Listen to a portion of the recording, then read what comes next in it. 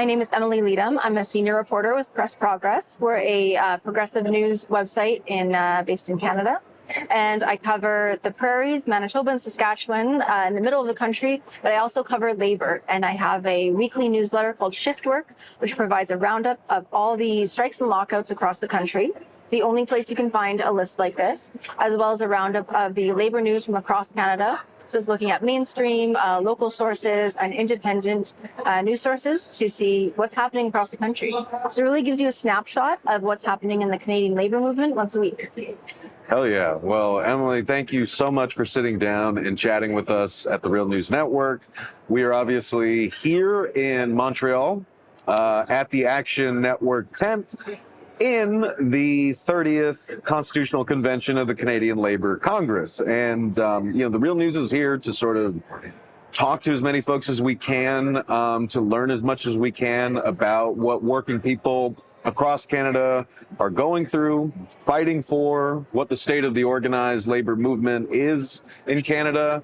And you're the one that I normally go to sort of get that pulse read. So first I just wanted to say, big fan of your work, and everyone watching and listening to this should go check it out. We've actually been fortunate enough to have you on the Real News. We've republished a couple of your great pieces for Press Progress, and you were on my colleague Mark Steiner's show. Yeah. It's great to finally meet in person. Yeah. I wanted to just sort of start there. As someone who is doing this important labor reporting week in, week out, I was wondering if you could just sort of set the scene for people watching and listening. What crucial stories have you been focusing on over, say, the past year? Because there have been some pretty explosive stories in Canadian labor, but what have you been focusing on? Yeah, definitely. I mean, the interesting thing is, coming out of the pandemic, it was obviously a really, really hard time for labor, a hard time for workers, a lot of stress about, what is labor doing? What are workers going to do? And what we're seeing right now is it's been a couple of years, and a lot of this organizing has been happening behind the scenes. You haven't always been seeing it, but workers have been frustrated, they've been agitating, and we're starting to see that coming to the surface. We saw that with the education workers just last year. They went on an illegal one-day strike. They defied legislation that would impose a collective agreement on them and ban their right to strike. And they defied that legislation, and they got it repealed in Ontario. The Conservative Premier, backed down, and that was a really big moment. Right now, we also saw the national strike of 155 public sector workers across the country. This is the first big strike like this in 30 years, since 1991 was the last time there was a strike of this magnitude. You said it's 155,000 workers across the country, right? Yeah. So there were 250 picket lines across Canada. So they did strategic picketing. So they weren't all out at once, but they were kind of doing rotating strikes, strategic strikes. But it was, 155,000 workers that were in those bargaining units that were represented in the strike. And it was bookkeepers, ship's crews, people in lighthouses. I talked to some lighthouse workers. It was so interesting. Just a wide spectrum of workers, but a lot of them were women of color, a lot of them making $40,000 to $60,000 a year. And they were on strike over wanting higher wages and remote work policies. And this is not typically thought of as a militant union. So it was a surprise to a lot of people that this strike actually happened, because I was watching the strike votes happen. A lot of times unions will take a strike vote as a bargaining chip in itself, right? Yeah. We have this in our pocket. But then to actually do the next step and go on strike, that was a really big moment. So for the past 2 weeks, we covered the strike fairly regularly. And it was very fascinating because a lot of the workers were on strike for the first time. And a lot of them were learning what their union is and what their union does. And it was a very transformational moment. And so they were able to win some wage increases, some improvements to remote work. There's a bit of debate, could they have got more? Should they have got more? Their ratification votes are about to happen. But what I've heard from a lot of activists is that this is a transformational moment that will impact the union for years to come. Because now you have people engaged in their union, debating stuff within their union, wondering how can we get more, Right. and that's something to build on is what they have right now. So that's really been a really interesting moment. Another thing about that strike is that it was very political because the employers like the federal government. Right. And so you had the three major parties, the Liberals, Conservatives, and the NDP. They all want to portray themselves as like the friends to workers. They don't want to be coming across as like anti-worker, anti-labor. So it's very interesting watching them, how they navigated it. And it was quite an unusual precedent for this kind of moment. So you can really see that, workers' issues are at the forefront of a lot of political leaders, a lot of reporters as well. And so, yeah, it's a very interesting time to be watching labor right now. Yeah, I would say so. Because you mentioned the Ontario educators strike, like that was pretty like badass, right? I mean, like defying Doug Ford's draconian attempts to strip, like basically kind of do what Joe Biden did with the railroad workers, right? Like force them back to work, force a deal down their throats. Yeah. And you even like for us in the States, watching this massive federal public service workers strike. Yeah. It was like, well, I guess that's why the U.S. government doesn't let us do that, right? So like, this is why Ronald Reagan was able to fire all the air traffic controllers in the 80s, right? It was because like federal workers in the United States don't have that legal right. And it's just incredible to look northward and see the strength that many workers taking collective action has, and the interesting, like you said, dynamics that it creates within the different parties and across the labor scene when the employer, the boss, is the government. Yeah. And normally there would be talk about back to work legislation because they are federal workers, right? And they provide a lot of really essential services. But the fact that nobody overtly like called for back to work legislation. And it became very clear early on that like the government wouldn't move in that direction because it would look so negatively, on them to be so oppositional to workers. Whereas before, the conversation might have been different because other workers have been legislated back to work. Postal workers just a few years ago, before the pandemic happened. So things have really shifted a lot. And I think the fact that we didn't see the government or any politicians, even the conservative ones who normally do not like unions, they had to watch what they said as well. So I think that really shows that there is a moment to be taken advantage of for workers and unions right now, that politicians want to be seen as appeasing them. Well, let's talk about that real quick. Because, again, as someone who does such great essential reporting week in, week out, you're talking to, like you said, lighthouse workers, clerks, and so many folks across the labor spectrum. I was wondering, kind of what you're hearing from these different groups of workers that. Like, what's your impression of the key issues that workers are struggling with and fighting against in Canada? I mean, we're all in the midst of a cost of living crisis. I mean, this is why we're seeing strikes by workers all over the place in the United Kingdom, France, Belgium, the States, right? So, I know that that's a key issue, but I was wondering, if you could say a bit about kind of what you're hearing from folks as the really galvanizing issues for workers and how the labor movement, such that it is responding to those. Yeah, definitely. Well, like you just said, cost of living, people are recognizing that, my union is a place where I can actually engage and we can bargain, we can do cost of living adjustments, put those into collective agreements. There's talk about, incorporating that more into negotiations. And I cover, strikes and lockouts across Canada. Wages. That's the number one issue that people are striking over right now. And I think we're going to see even more strikes. I was talking to some labor leaders at a conference as well. And they're like, yeah, this is the tip of the iceberg. Our members are upset. And they're ready, and another main issue is migrant workers in Canada as well. As there's employers are talking about there's a labor crisis, labor shortage. They don't want to they don't want to pay for good jobs. So they're saying, you know, we get that in the States too. nobody wants to work. It's like, well, yeah, maybe increase your wages, your working conditions. People will want to work, but they are wanting to, you know, exploit migrant workers as well. And there's a lot of that's been happening.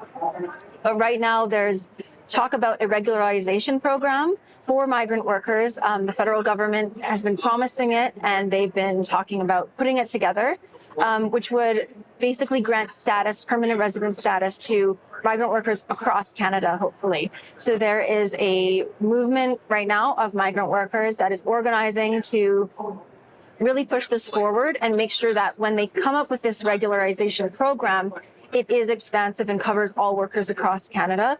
And that is a really crucial moment, because if migrant workers are able to, you know, have union or have employment rights the same as any other workers, that means they can join a union. That means they can organize. That means they don't have to be scared that they'll be deported for even like going to a Know Your Rights session or anything like that. And so that will really strengthen the labor movement overall if we have all these workers that are able to, you know, be here and fight and organize. So that's something that's on the horizon, and hopefully will get pushed through this year. So that's something really important to keep an eye on, definitely. And just a quick kind of follow up on that, have you seen like the organized labor movement, the established unions, like have they been part of that push? Have they been receptive to it, driving it? Yeah, there's been some definitely who have been supportive of the movement. But, you know, there's a bit of a disconnect for sure, because some unions can be very insular and they're just like, we want to secure improvements for our members, and they don't really step back and they take a big picture, like look at it, even working with other unions or non-unionized workers, much less migrant workers, right? So it definitely is a mixed bag. There is a lot of support for the migrant worker movement, but it is really like led by independent organizers outside of the union movement. And yeah, so any support that institutionalized labor can throw behind that, I think will really benefit everyone in general. You know, you lift like the most exploited workers up, and it lifts everyone up. Mm-hmm. Well, and I think like it's also really important, like for folks watching and listening to this, to not just assume that the dynamics that are true in the States automatically translate to what's going on in Canada, right? I mean, like that's we could say the same for any country, right? But I know there's a tendency to sort of assume that like basically Canada is like going through the same stuff that we are. So there's a one-to-one comparison. The reason I asked that is, or say that, is because I wanted to ask quickly if like the public has been behind these labor mobilizations, because I think that's been an important factor in the States. Unions have not been popular for most of my lifetime. Yeah. And now kind of suddenly they are more favorable in the public's estimation than they've been in decades. Yeah. Are you seeing something similar here in Canada? Yeah, I think the tide is definitely shifting for sure. There's been the big Starbucks union drive in the States, which has been so amazing. We've seen a bit of that spillover here. We've had some locations, Starbucks locations unionized, which is so great. I mean, even just a few years ago, like I was in the Fight for 15 movement, and the talk about like unionizing franchises, it was like, oh, it's so hard. It's so, you know, it's just like, look, it's happening. It's not impossible, right? So that has been happening here in the PSAC public sector strike. It was really interesting because there's kind of a dichotomy between public and private sector unions, and like the conservatives and the right-wing movement, business lobby movement, they kind of try to divide workers along those lines and say, these are government workers, they're making so much money, they're just like bloated, you know, big government. And they use that as an excuse to, you know, erode the labor rights and to drive down wages. So that was really interesting to see during the federal strike. There was a poll done, and there was support for the workers. There was like, you know, quite a lot of people understood kind of what they were fighting for, and there was, I think, you know, like 60% like support across the board for the workers. So, you know, it was higher than would be expected for federal public sector workers, especially since you really did have like the business lobby going hard to try to like demonize these workers and be like, they're just like asking for too much, basically. So I think the tide is shifting for sure. Oh, yeah. Well, and on that note, I wanted to sort of ask, before I let you go, about the role that media is playing in that, and kind of like what the state of the labor beat is in Canada. I mean, the U.S., it's not great. I mean, like, we used to have way more local newspapers. It was a staple of most newspapers to have a designated labor reporter back in the day. And with the kind of gradual and not so gradual kind of collapse of the media industry in the digital age, a lot of those beats were axed. A lot of those papers have been shuttered.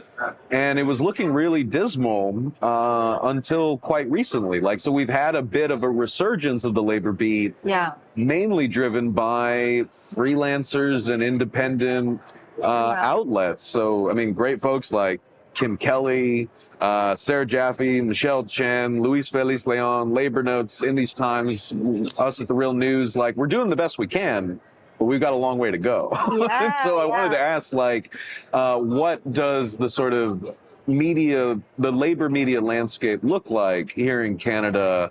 And what role do you see your work and Press Progress kind of playing in the movement that we're talking about here?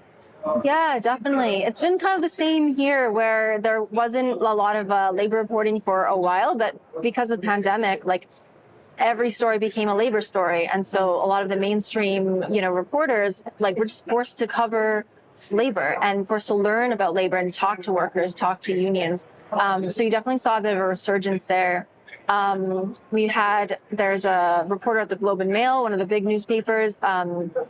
She was a business reporter, and she basically turned her position into a labor reporter, because she's like, this is a crucial moment. We're not talking to the right people. We need to be talking to the workers.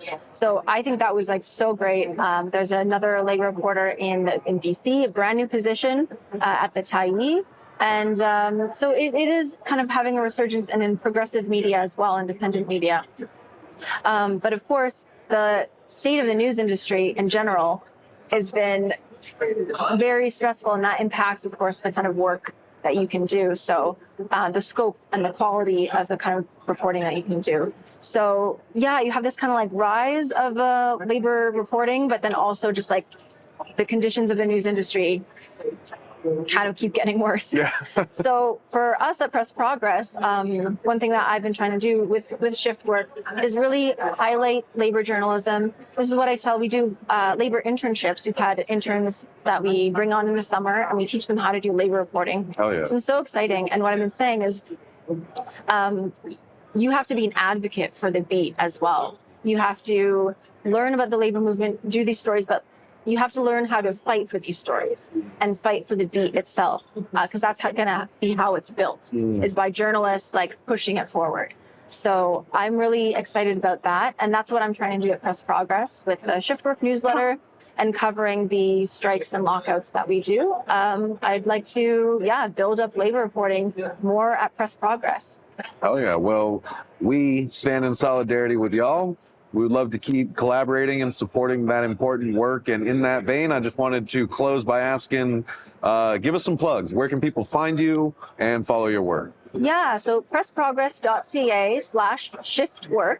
That's where you can go sign up for the newsletter. Pressprogress.ca, that's where you find all of our reporting. We report on, right-wing political movements, business lobbyists, political movements, but then we have all of our labor reporting there as well. And then you can find me on Twitter. Just look me up at Emily Leedham, on Instagram as well. And that's where you can find me.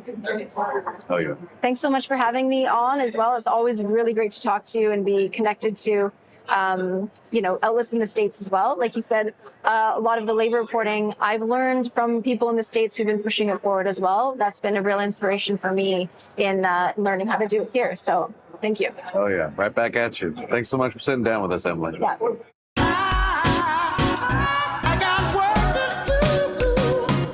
Hi, I'm Guy Smith, president of the Alberta Union of Provincial Employees, and it's a great pleasure to be here. Thank you.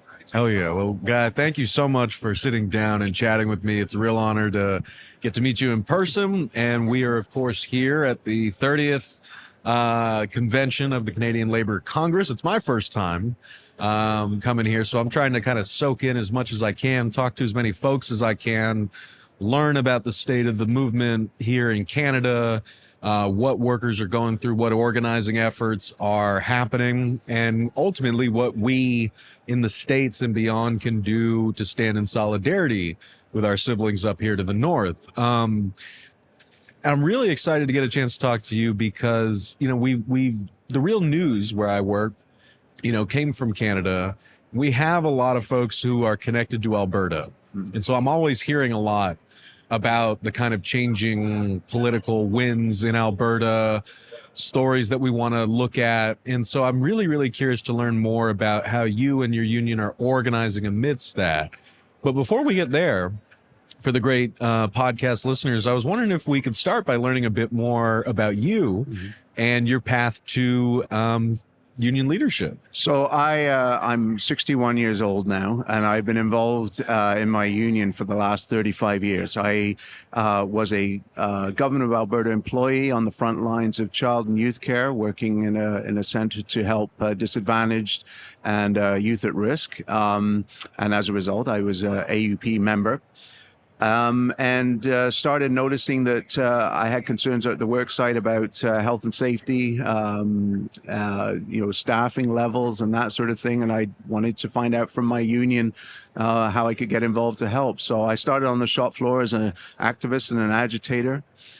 Became a union steward, elected to, work site positions, and actually led our members out on a strike, which our employer deemed illegal, which it, I guess, technically was, in 1990, around workload issues and pay equity issues, and so that was a very fundamental experience for me. Realizing that, I'm ready to march out the door, and then having other folks believe in themselves to do the same, and then realizing I had the responsibility to help them stay out there, and so that was formative for me. And shortly after that, I got elected as a vice president of the Alberta Union of Provincial Employees in 1993, and at that time we were taking on a very anti-union, regressive government that was basically privatized a whole swath of government services, and we lost a lot of those battles, and I think it's really important to learn from the losses as well, but we also won some fundamental ones as well. And really, I look at it from the perspective of workers' power, that you don't leave things to leaders, you don't leave things to a collective agreement, you leave things to the collective action, direct action on the work site, in the streets where it needs to be. I come from a fairly radical background there.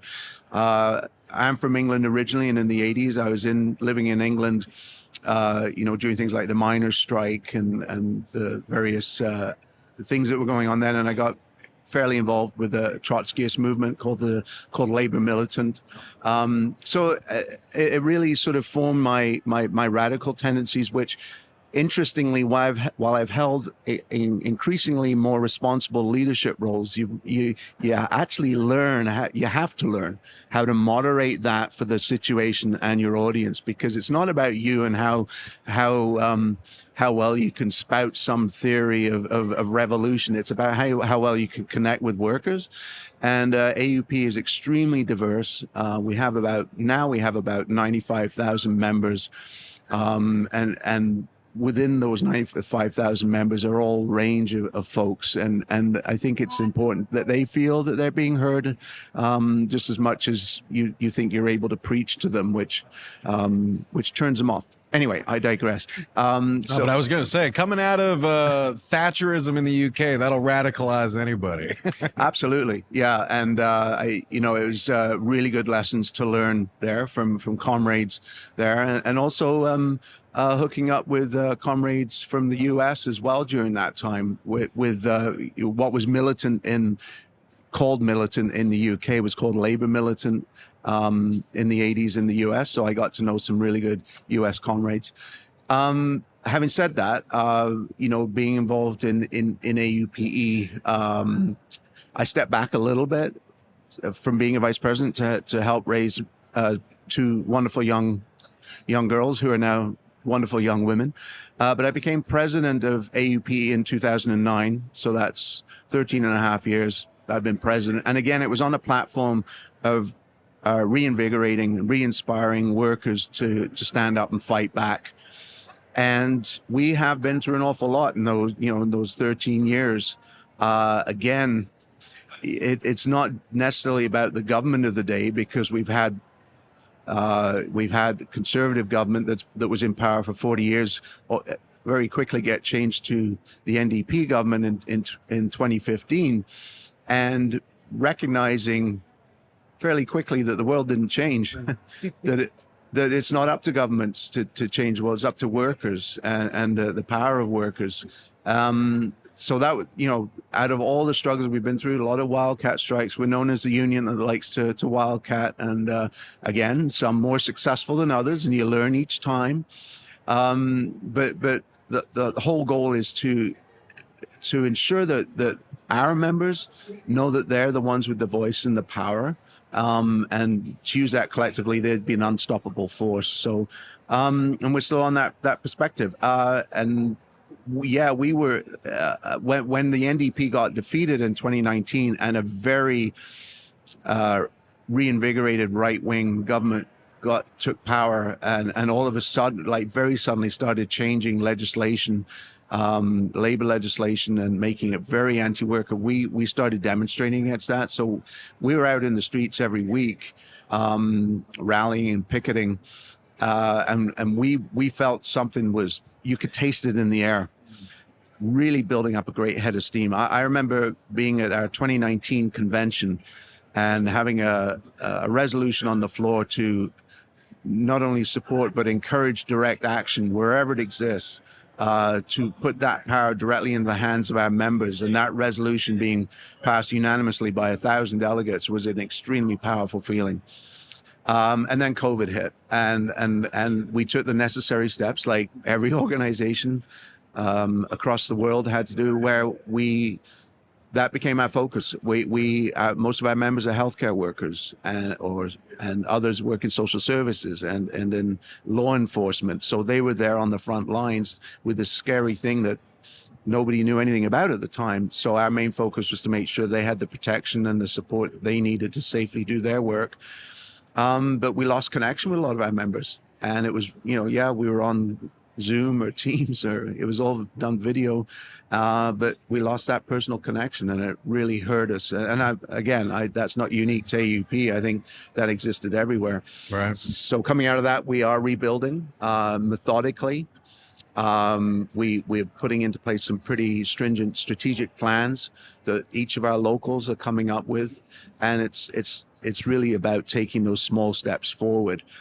And ultimately, it's to build capacity to take on some very tough negotiations next year, and that's our main focus at the moment. So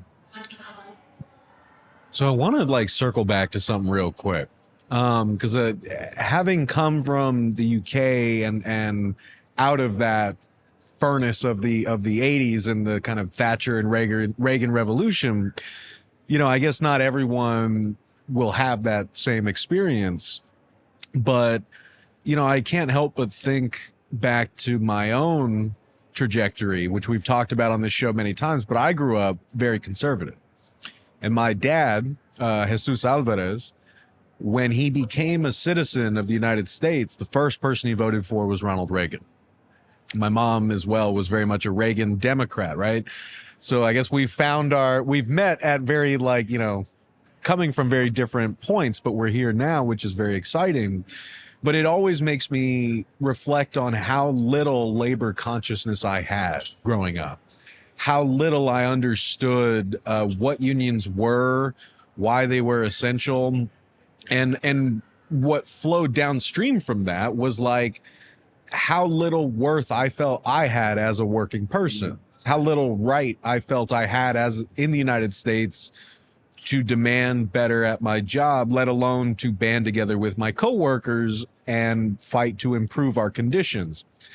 So I say all that to ask, like, from your perspective, having come to Canada and now spending decades like working in the movement, I guess, like, what's your read on the general sort of labor consciousness that people have, at least in the areas that you organize with? Is there more of a sense of the value of unions in Alberta? Well, first of all, Alberta is an extremely tough jurisdiction to organize in. Historically, I mean, it has historical roots sort of in the settler movement, the pioneer movement. It's a very much an agrarian kind of society, or it was until oil was found, and then it became very much Texas of the North. So it's always had values which probably, and I hate to generalize, but probably some would say more conservative. Having said that, entwined in that is a real sense of community. That when we need to, we have to stick together. And I see that in Alberta communities, regardless of political stripe or ideology, that's a very strong feeling in Alberta. So I'd say that workers that I represent were not raised with a class consciousness, right, at all. Some learn it like I did through getting involved in radical politics. I do want to mention, going back, that sort of my radicalism was sparked by my mum, who was very much a pioneer of the feminist movement in Alberta in the 70s. And it intrigued me how passionately she addressed very complex issues, and I really learned at her knee on that. So obviously there are individuals, workers, groups of workers, and communities that learn through their life experiences. We're not taught any sort of labor history in school or anything like that. Union density is pretty low in Alberta. We've had historically, if you go back 80 to 100 years, there's been some really good radical struggles in Alberta, but nobody would know about that from what they learn at school. So the class consciousness is limited, but there's a real sense of community. And I think that when we're organizing, it's building, it's tapping into that, if you like. We're also, much like the rest of Canada, we're a land of folks from other parts of the world who do bring more radical ideas, and bring different perspectives. Like the face of Alberta is changing for the better, becoming much more diverse and open to different ideas. And of course,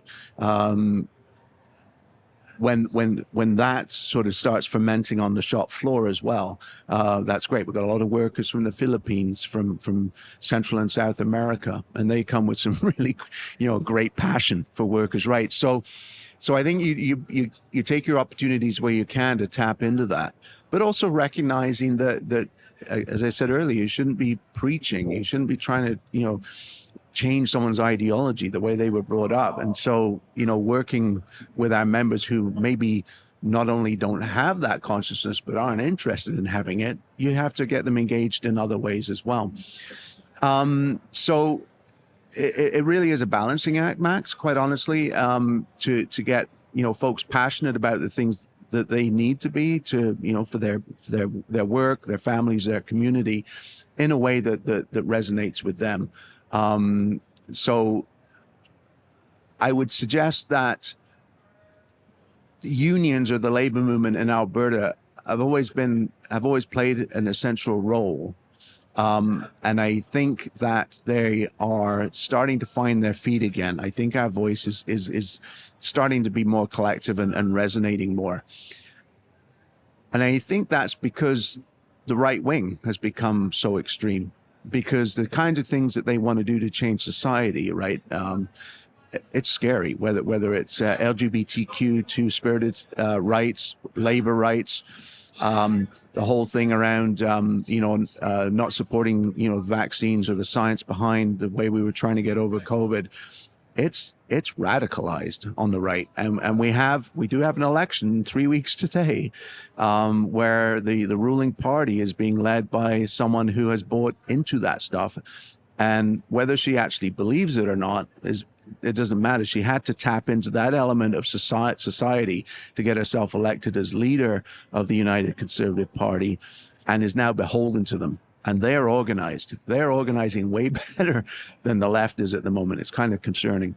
Yeah, I would say so. And that's kind of what I meant earlier when I said that the folks that I work with who are from Alberta or know people in Alberta, that's kind of the tenor of our conversations and it's something that is very familiar to us in the States, right? Is especially on the kind of local municipal level, the right and the far right are more organized than a lot of folks on the left, or even there's a greater sense of urgency than there is among even labor, even among the labor movement, which is very, very concerning. And in fact, I recently did a great interview for this show, for a bonus episode with Amina Sheikh about that and like how organized the far right is becoming in Canada and what labor and the left's response should be.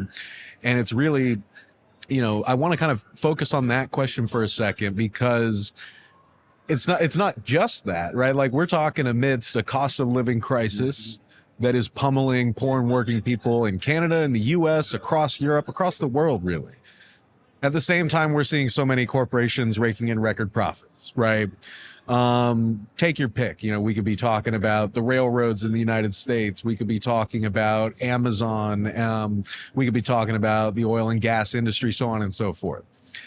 But there is still that kind of crucial sense that for the vast majority of us, things are getting worse. But for a small few, they're making out like bandits. And so that's kind of historically the scene in which radicalism on the right or on the left grows, right? And so it's like, this is a really pivotal moment where we kind of like have to pick the path to the future that we want. And so I wanted to ask, like, if you could say a little more about your membership and about the union, the folks that you work with, and how amidst COVID, cost of living crisis, and the kind of like these shifting political winds, like how you are able to still do the crucial organizing work that y'all do. Yeah, so as I said, AUP has about 95,000 members. The large majority of those are in healthcare. So we represent licensed practical nursing and healthcare aides and all the general support services workers who really, to me, are the backbone of the healthcare system. I mean, it frustrates me, just as a side note, when you hear politicians talking about doctors and nurses. Well, without our members, our folks on the front lines, so, the doctors and nurses and love them, because they work extremely hard too, couldn't do their jobs. So we represent a lot of healthcare workers in the public system, but where our area of growth has been is in the private long-term care sector. 25 years ago, the government started contracting out, privatizing continuing care, long-term care, and it's a huge moneymaker for the companies that run them, and obviously the oppression of those workers is horrendous.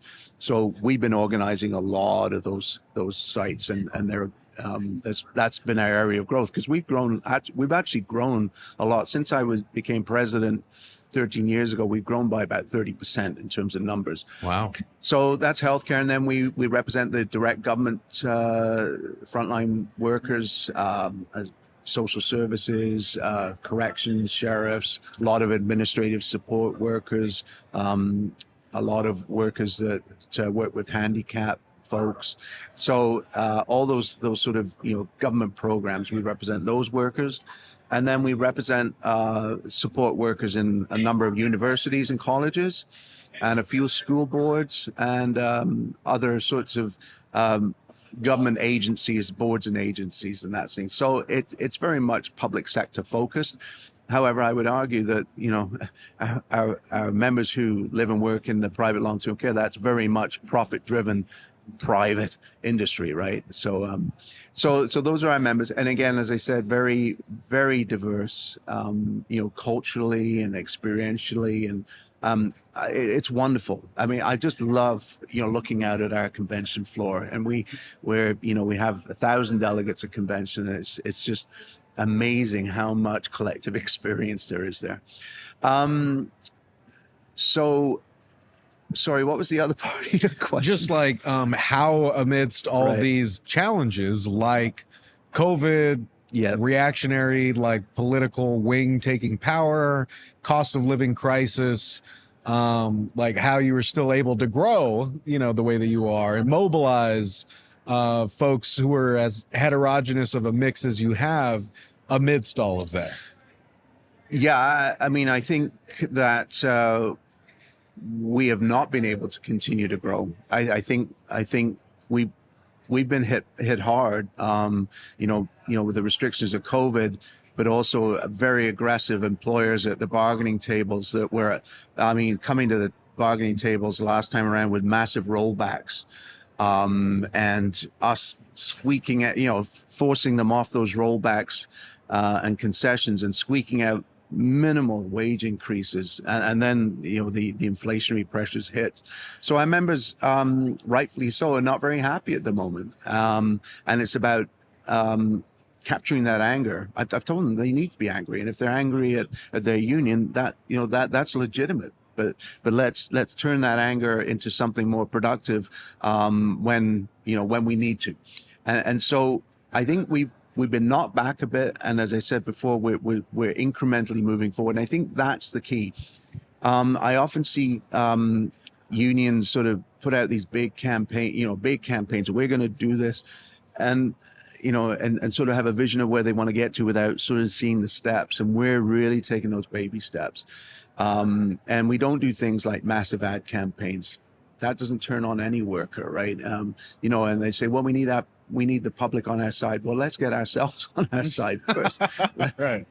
Make sure that the workers that your fellow workers on the shop floor are on your side before we worry about what the public thinks about us, right?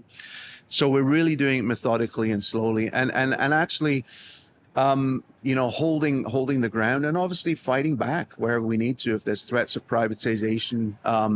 And we have lost members even recently to contracting out privatization, but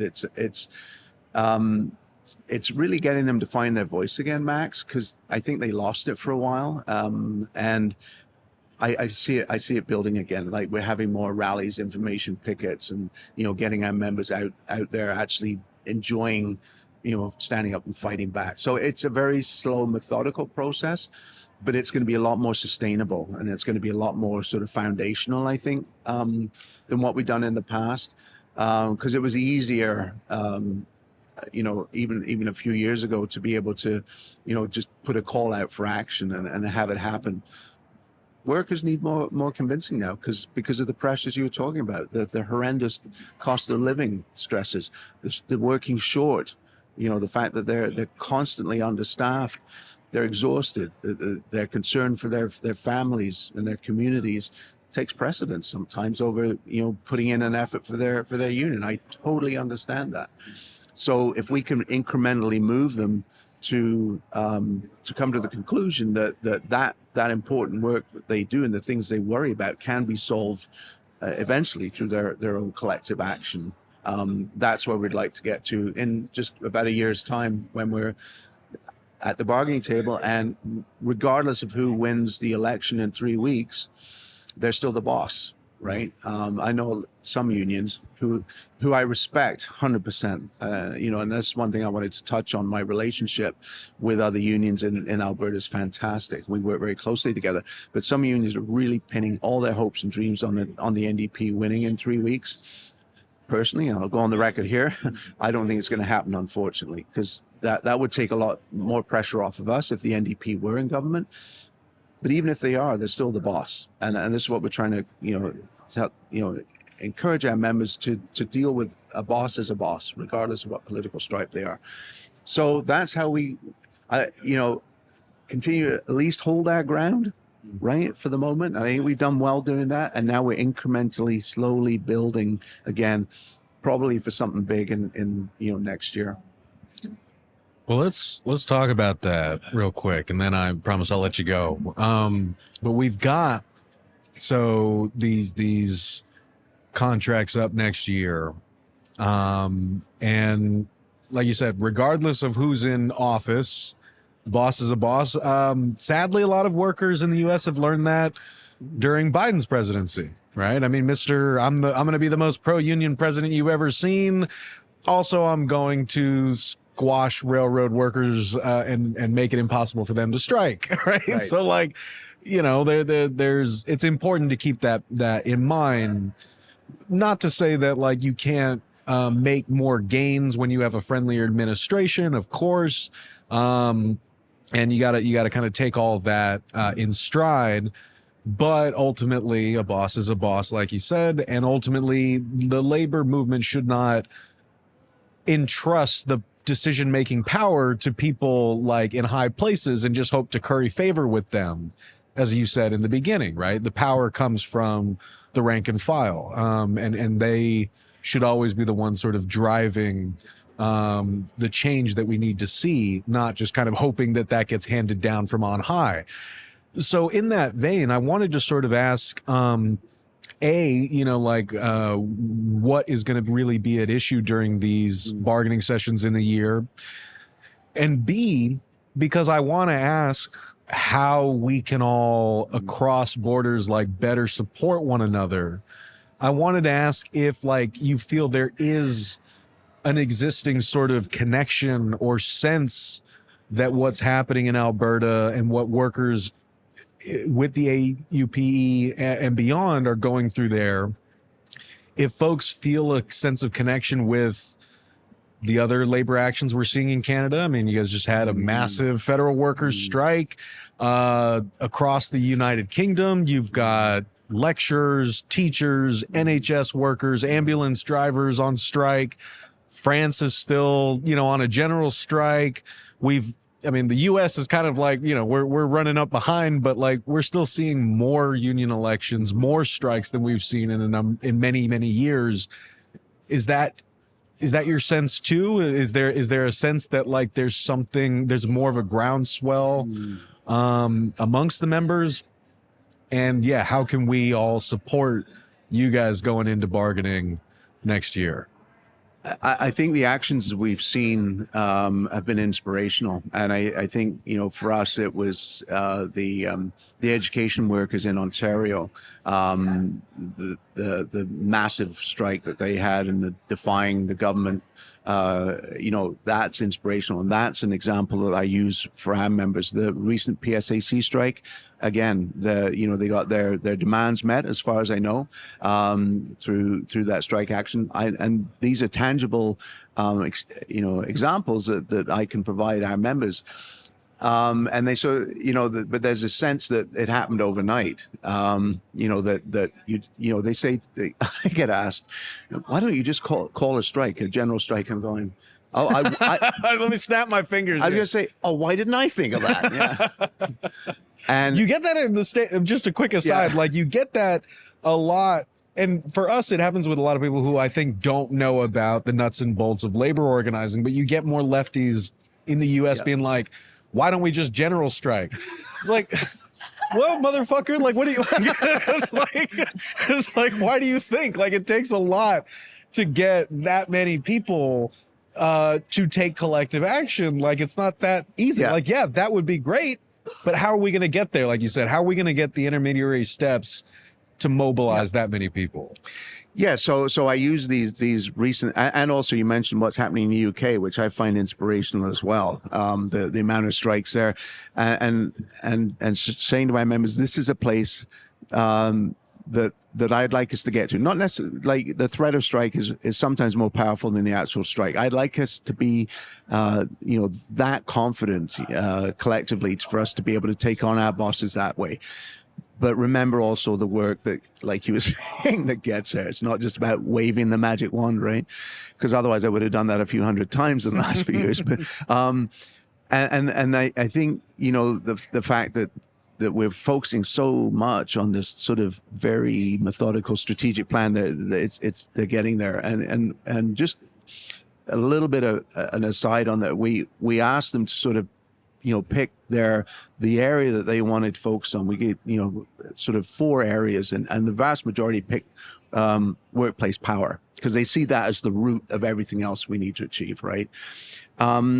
So yeah, we have some time to build, and we're gonna continue to work with other unions as well. I know that a lot of the strategies we've used over the years, other unions emulate us, and we take stuff from them. We got very close relationship with not only Alberta unions, but with the BCGU, which is our sort of fellow comrades in BC. Very close with them. We're learning all the time from them, and they learn from us. So we are sharing that information and support. And you can find, excuse me, wherever there's a picket line in Alberta, you'll find AUP members out there supporting it. And I think that's so key, that workers are seen as supporting each other. It's not union presidents sort of shaking hands, and it's actual workers in the streets. So I think it's there. The glue is there holding us together. There is a challenge, of course, when we're all in bargaining together, because other unions with the same employer will be also in bargaining. And I think it's incumbent upon us to make sure that we are, supporting each other as well on our various demands, because we would have different demands. So that support is there. And I think we're always looking for really good examples of struggle around the world to use as an example. And I haven't had a lot of experience with the U.S. labor movement, but when Wisconsin happened in 2012, I think it was, as soon as that happened, we sent folks down there. And there's wonderful video of my vice president, who was exhausted from traveling for 24 hours, standing in the state legislature with an AUPE flag and bringing greetings of support from AUPE to the workers in Wisconsin. That was amazing. You never forget that power, right? And them cheering him on. And then I actually went down there as well, and we shot a little documentary. And, I could have been in Madison, Wisconsin. I could have been in London or anywhere in the world. It's the sense of solidarity that you feel, supporting each other when we're in struggle. And that was fundamental. So I think and it happens so quickly, Max. So that's the thing. It's just a matter of reaching out and offering support, across borders, or, even across the sea. Having said that, the amount of work that it takes to get our own house in order and to build the good foundation for that is where I think unions should focus, quite honestly, on their own struggles, right? But once you've built something, then you can look around. Okay, we got something solid here. We can actually not only support ourselves, we can support others, and I really get a sense of that building. Nationally and probably internationally too. So I do feel it. And I think, as we were saying earlier, I think it is in reaction to the fear of a right-wing mobilization across the world. Again, it doesn't matter where you are in the world, you're seeing the same elements, Nazi elements almost, right? Fascist element. It's very scary. And then you say, well, it never happened here in sort of the liberal democracies that we have. It's happening in Alberta, right? And I'm sure everywhere else as well. And it's scary. And these are the kind of lessons that we have to learn as leaders, I think, is to, when we're talking to workers, it's about explaining why, we feel terrified of the potential of a right wing taking over. It's not telling them, oh, those guys are nut bars. Yeah. Because that doesn't do it. It's got to be a much more sort of deeply, deeper engagement to explain why we as workers have to stand up and push back, not only against our bosses, but against certain elements in society which are very dangerous.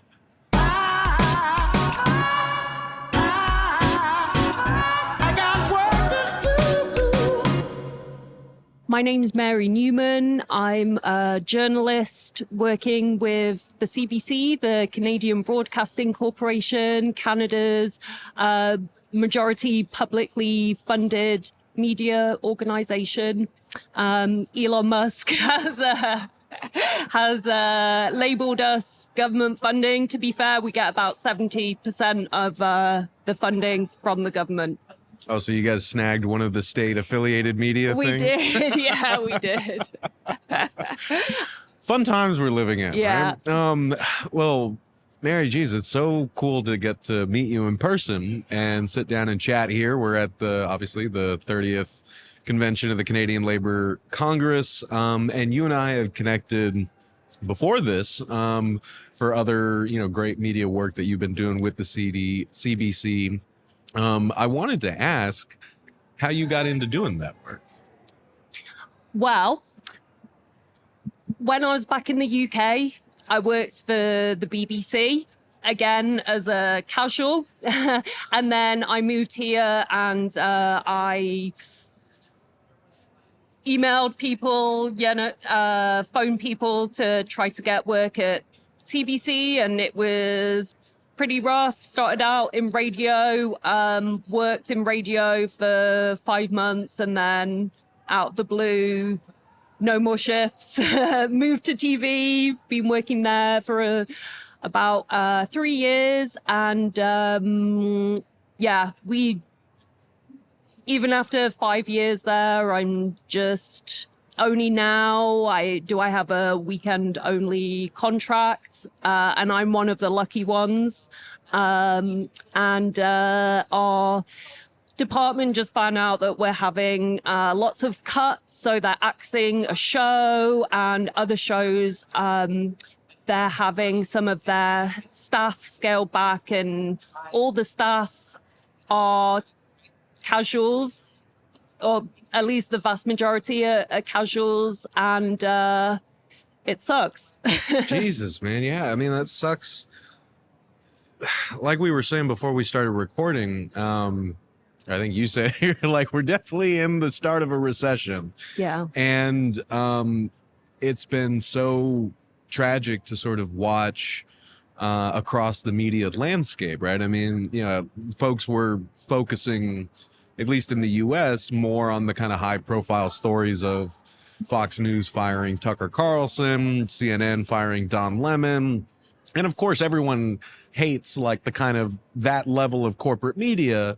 But what a lot of folks aren't seeing is that at the same time, we're seeing mass layoffs at publications across the board: ESPN, Vox, The Washington Post, Vice News Tonight, so on and so forth. And it's just so depressing to hear that those cuts are happening up here too. And I want to ask you about that in a second, but I guess just before we do, while I've got you here, I was curious if you could say a little more about the sort of working environment at the CBC in your time there. You mentioned that a lot of folks are casuals. Like, could you just tell us a little more about what it's like to actually work at the CBC?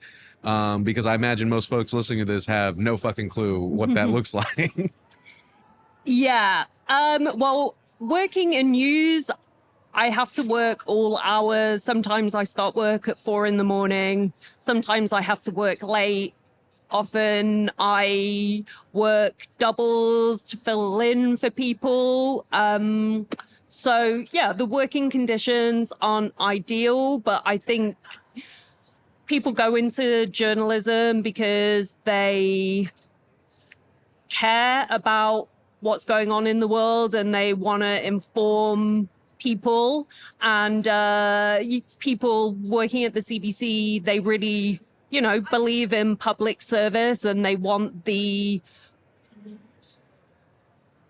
CBC to be as good as possible, and people give a lot of themselves to the work. But unfortunately, CBC relies heavily on temporary, casual employees. I mean, there's people who have been there for literally decades who are still casuals, and it's difficult to plan your life when You don't know what hours you're going to be working. You don't know if you'll even have a job. Yeah, it happens to people. It just happened to the department I work in, and I'm one of the lucky ones, as I say, having a weekend only contract. But yeah, it's difficult at the best of times being a journalist, and with this uncertainty in the labor market, it's yeah, even more difficult.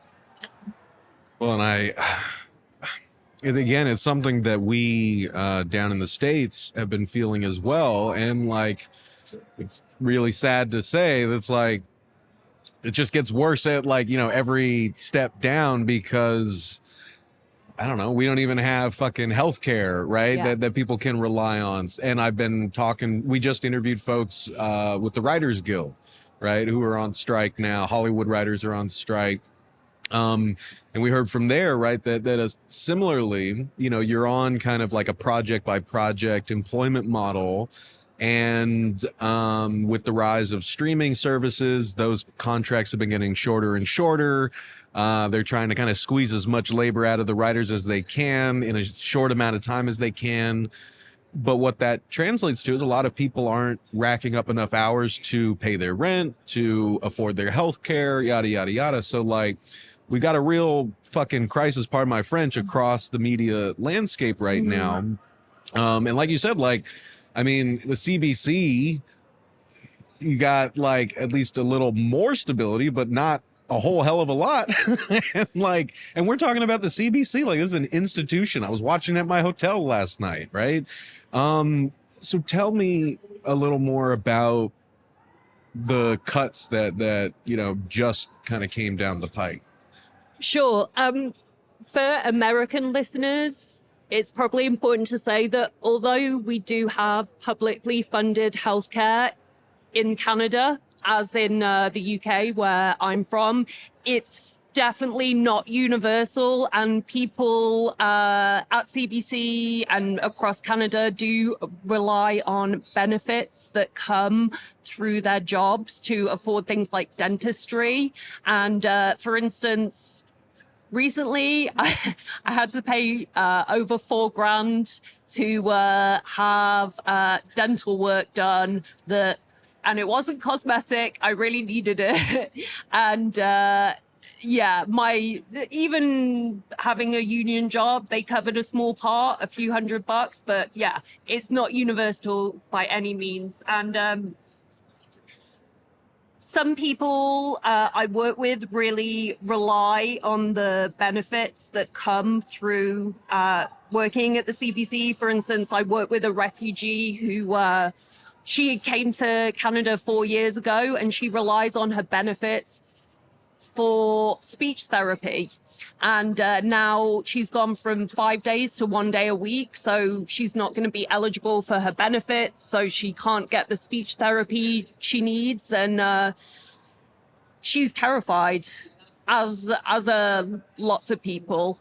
Yeah. So even though Canada has this reputation for being progressive and having these universal services, they're not as good as they should be. And in provinces like Ontario, where I live in Toronto, the government there has been rolling back on healthcare and lots of other public services. And it's not just an Ontario problem, it's happening across Canada.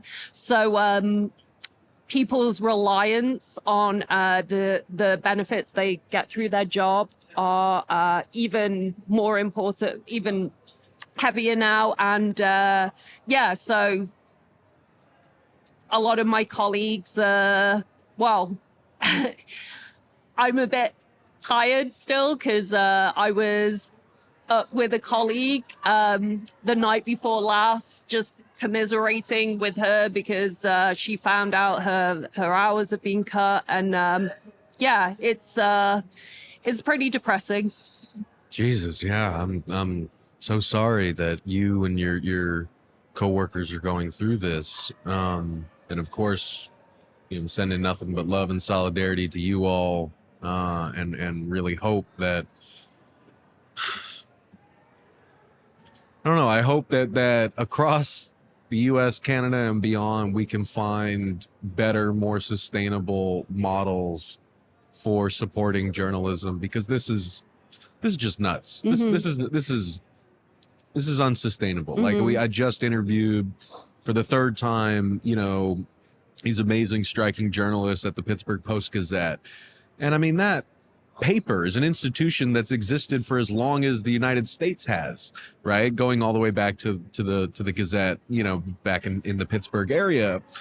And it's just been taken over by these corporate shitheads who want to kill the union, want to turn it into just a kind of money generating content factory.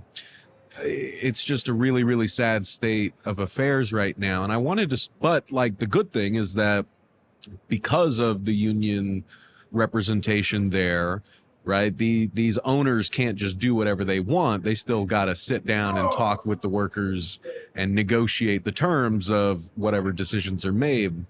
So I wanted to ask about that really quick, and then I know you're tired and I'm going to let you go, I promise. But could you say a little more about the union, and I guess what your experience with the union has been, and where they fit into the current situation y'all are going through at the CBC? Sure. So we're at CBC we're with the Canadian Media Guild, and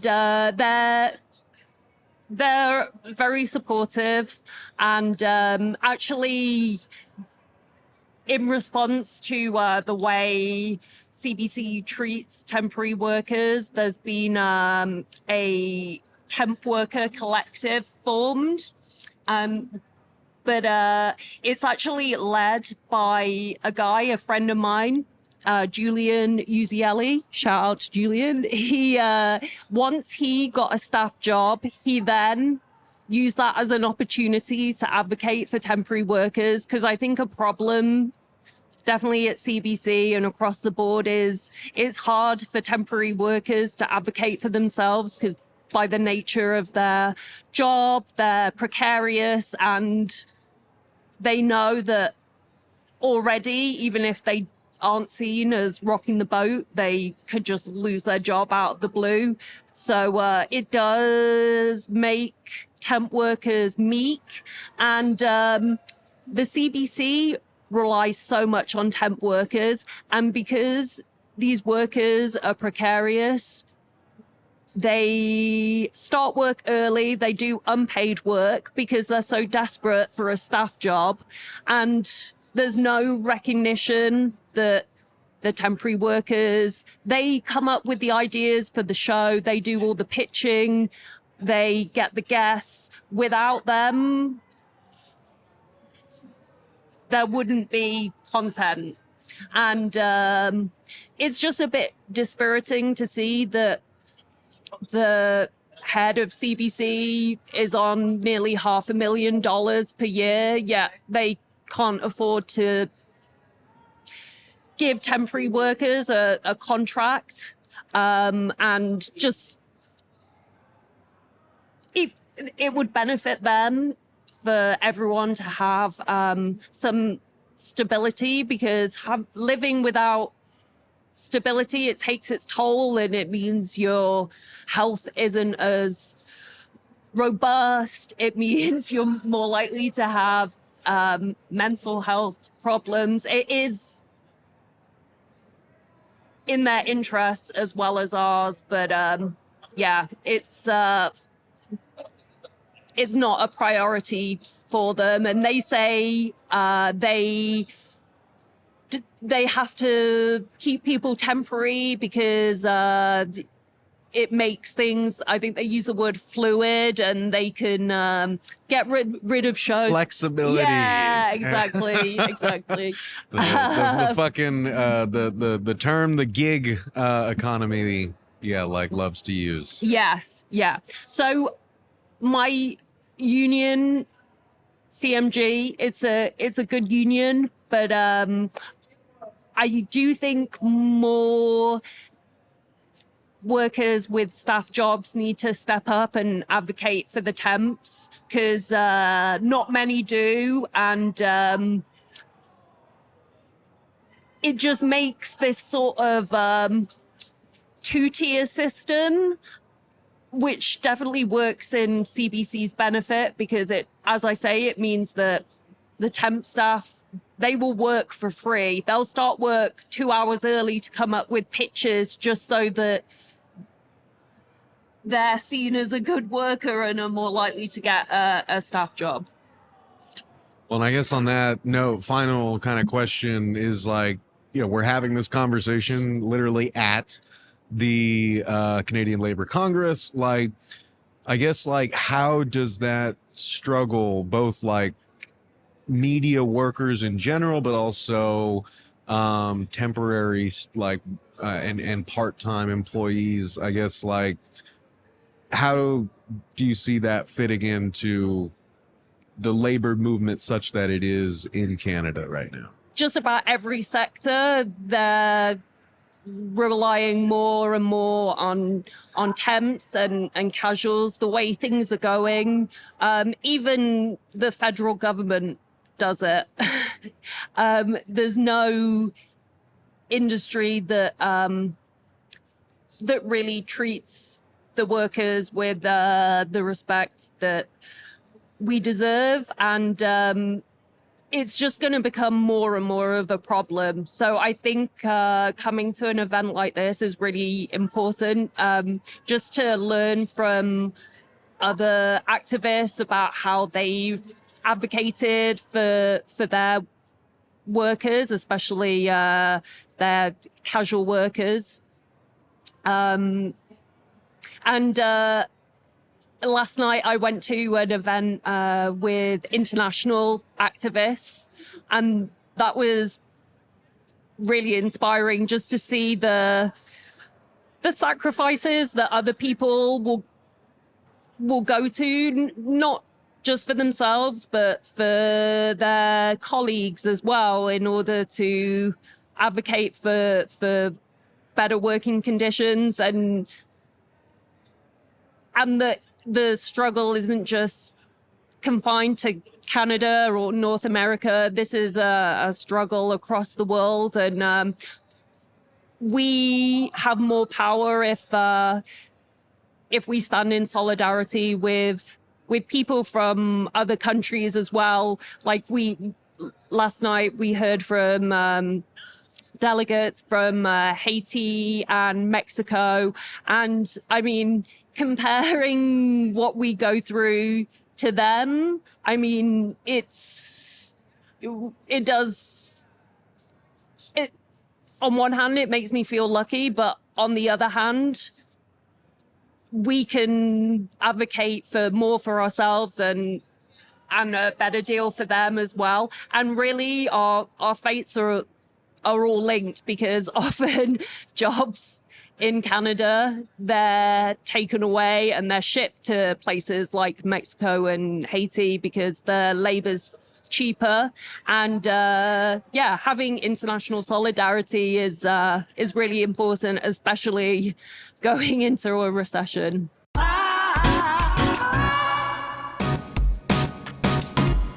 My name is James Russwurm. I'm with USCW 401 out of Edmonton. I'm representing a group of video game testers that unionized last year in April.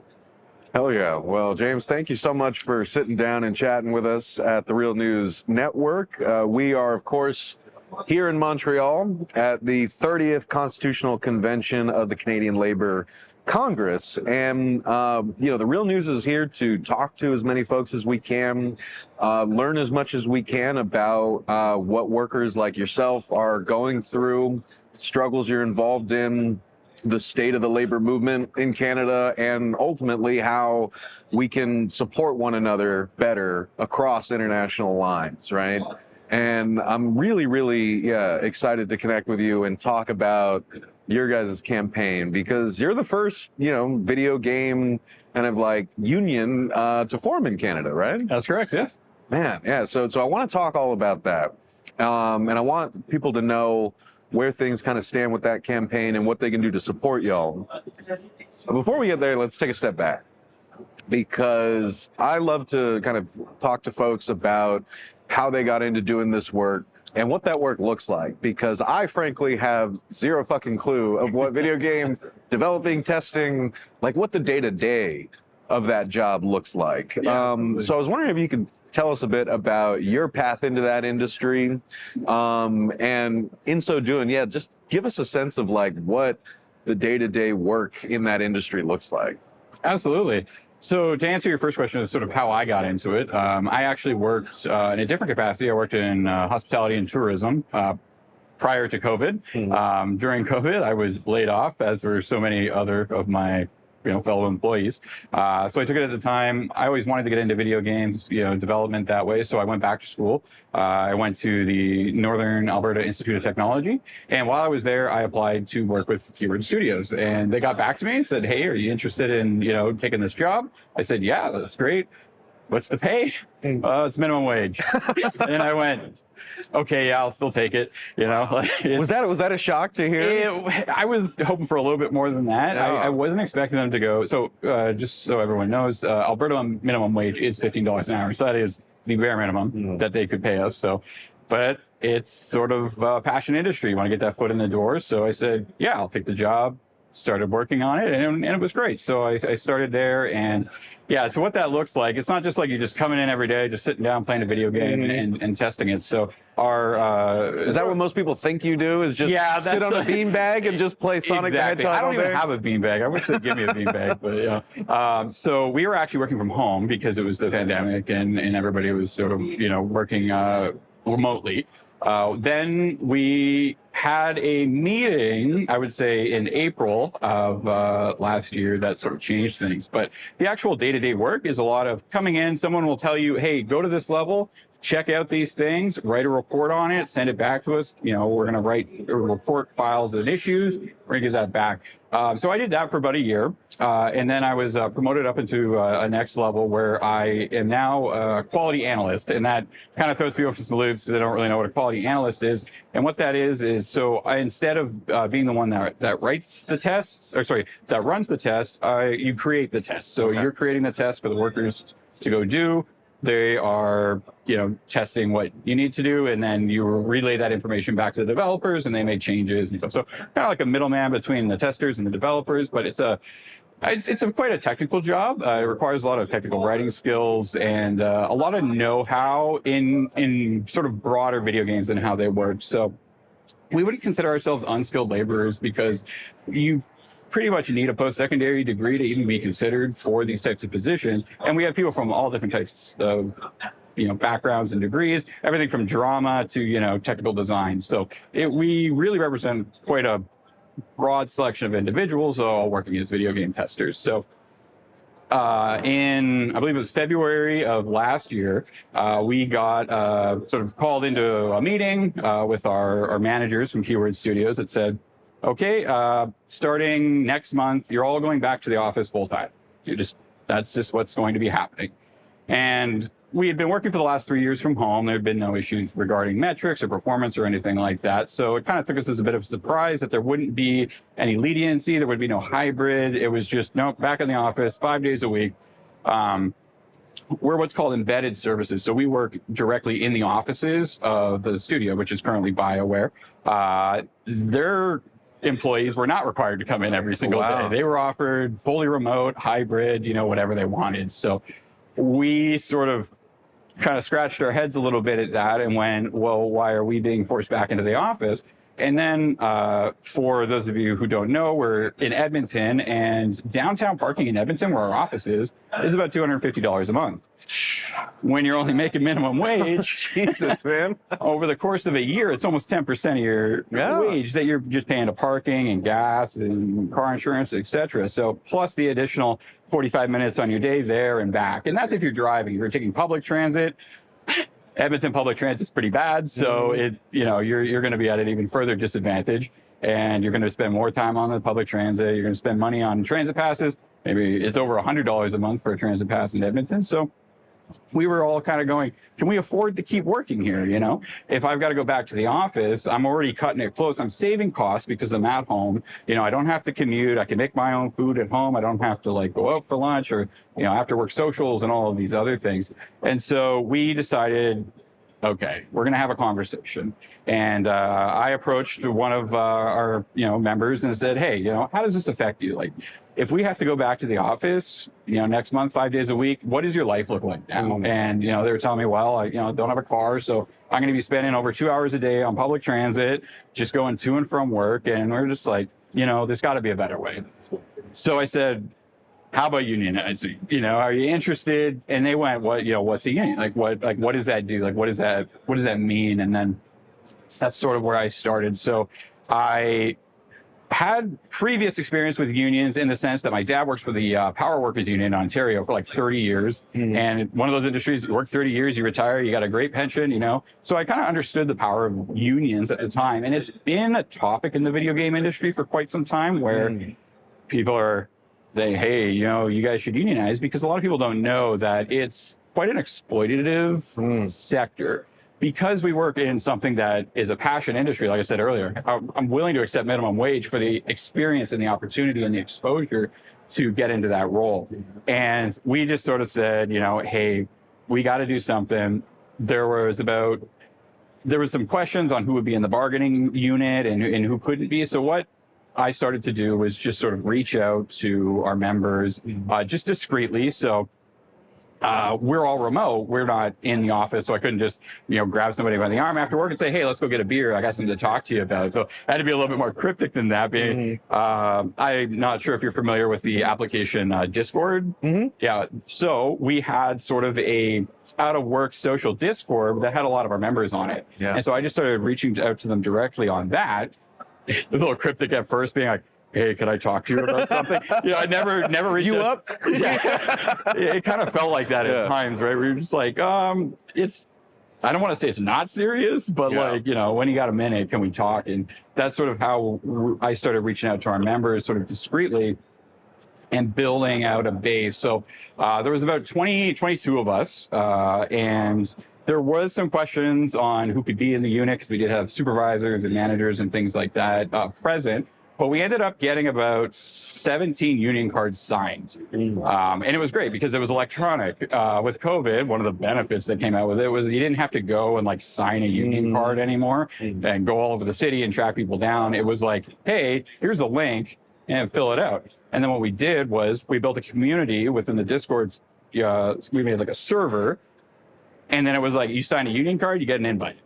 So and then once you're in, then you can chat to everybody else who's already signed a union card and talk about workplace issues and talk about, what's bothering you, and sort of building this group up from the ground. And we reached out to everybody. Everybody got a chance to say yes or no. And then by the end, we had about 17 cards signed. So in much to some of our members' enjoyment, we submitted our application on April 40th. April 20th, 420.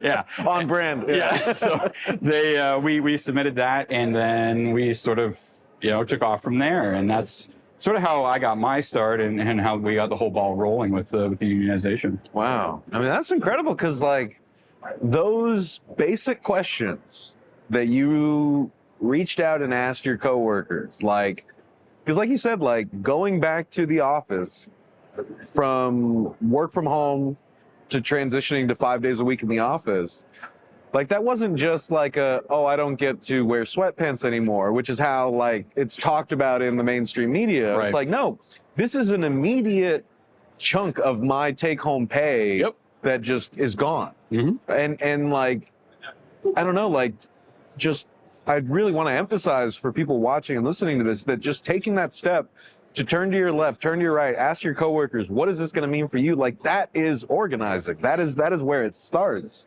And look where it grew from there, right? And I wanted to just kind of hover on the technical detail for a second. Absolutely. Because, you know, I talked to so many workers in the United States who are similarly trying to, you know, unionize their shops, whether they're Starbucks workers, Amazon workers, graduate students, nonprofit workers, so on and so forth. And as you probably know, the U.S. is not a very labor-friendly place. Unfortunately. So, like, when I talk to people outside of the U.S. about the, like, you know, Rube Goldberg system of rules and hurdles just to get to, like, a union election, most people's question is, like, how does anyone get a union in the United States? And the sad fact is most don't. But I say all that to say that for us, the standard process is to, get people to sign union cards. If you get above 30% of the eligible bargaining unit members in your shop to sign cards, that triggers a National Labor Relations Board election. But it's a long, drawn-out process. You get a date for an election that's like usually a month or months away. In that time, that's when the boss can turn on the screws and hold captive audience meetings. The election process is like not easy to navigate. So there's a lot of shit put in people's way. I wanted to ask if it's the same or A little like, bit. Yeah. I'm from Alberta. We have a conservative government right now that just recently, in their last sort of like term, repealed sort of the majority card rule. Like if you had majority of the workers sign a card, you're just unionized. Yeah. So they got away with that. They just threw that out the last time they got elected. So we still had to have that like month process where we had pretty well everybody on the team had signed the card. And we had a few that were just like, you know, I'm so uncomfortable with signing the card. I'll vote yes when the vote comes around, but like I don't want to be involved in like any of this organizing since it all goes bad. And, you know, we respected those people and, you know, we knew like we don't want to like pressure you or really lean on you, right? Like we respect your decision. We gave everybody the option to say yes or no. So we went in with a majority. I think we had like almost like 70% of the team had signed cards at that point. So we knew we were in a good spot for going through the vote. But we still had our employer try to claim people who didn't even work with us in the province to sort of like dilute that pool, right? Because if they think, oh, maybe they just hit the minimum threshold for cards, we'll throw some more people in there. Oh, now you don't have many people anymore. Too bad, right? It turned out to be a little bit funny because when we still passed the review, they're like, yeah, they got more than enough cards. Oh, suddenly those people are no longer part of that bargaining unit. Like, we don't want you to represent those people, you know, kind of stuff. So we were like, okay, well, we have the cards. So what happens next? We had some executives fly into Edmonton. Never before have we seen anybody from any other regional office or anything like that come into Edmonton. They booked like a hotel conference room and said, hey, we're going to be here for 2 days. Come by, tell us what your problems are. We'd love to help you solve them. I don't think anybody went. And I think that sent a pretty clear message to them as well. And so after that, I think that kind of died off a bit. We didn't really get any captive audience meetings. I think that like a lot of people get. It also helps that we're remote, right? We're all in our different homes, so they can't come into work and ambush us and be like, hey, we're all having a meeting in the office right now. If you send us a Zoom link and then, whatever, just minimize it, good, something else while they talk about anti-union stuff or whatever. But I never had that happen. And then eventually we got to the vote. And the vote was, it was also virtual. So we had signed our mail-in ballots. So we had all received them at our home, mail them back in. They'll go back to the labor board, and the labor board counts them. And I was watching it on Zoom because there was me and another member from UFCW there, and then of course a representative, their lawyer from Keyword Studios, and she opened them all and went through them all. And I'm like, oh, she's just checking to see like that they're all there, and then she's going to do a count.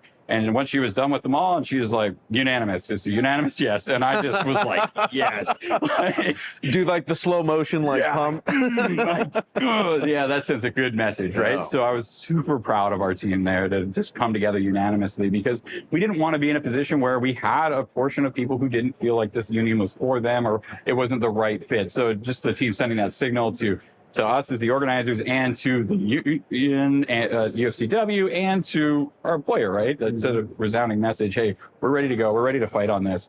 And then that sort of, after that vote, we started getting into contract negotiations, which, we're still in today. We're working on our first contract, and it's slow going, but we are talking about a lot of things that don't exist in other union contracts. We're talking about work from home. That is something that we want enshrined in our contract. That's sort of like, hey, if our workers don't have a demonstrable need to be at the office, they should not be required to be there. And if you do require them to be there, then you gotta like give them some sort of stipend, a monthly allowance or something like that for parking, for fuel costs, et cetera, et cetera. So that was one of the big sort of factors that we wanted to do. And funny enough, we kind of already got it, because after the submission to the labor union, they have what's called a freeze, right? Like you can't change working conditions on the workers anymore, which means can't send us back to the office. So that would be changing our working conditions. So our members have actually been able to continue working from home for the last year. And, we've in some cases saved people about $3,000 a year in parking and fuel and things like that. So it's been nice that we've been able to sort of already enact some of those changes that we were going for, with one of the big ones being work from home. We kind of already have it right now, and then when we get it enshrined in our contract, then it'll all be official. And the other thing is obviously wages, because we get paid minimum wage if you're sort of like a starter, just game tester, which is about $15 an hour. The average price, I think, about a one bedroom in Edmonton right now is $1,200 a month. So we have people who are spending almost 50% of their paycheck just to go to rent, right? We've got members who can't move out of their parents' place because they can't afford a place on their own. So we're really trying to get those wages up to at least like a living wage for Edmonton, which is about, I believe right now is $22.50. But yeah, I don't know, with the way inflation's going, maybe that changed since like last week. So Yeah. it's just our way of battling back against these high prices and these inflationary environment, right? It's all we can do. Well, that's like, without a doubt, the biggest common thread that I'm hearing from workers across industries, not just here in Canada, but in the US, the United Kingdom, France, all over the world, we are in the midst of a really intense cost of living crisis, right? Absolutely. Even just the phrasing of that always creeps me out.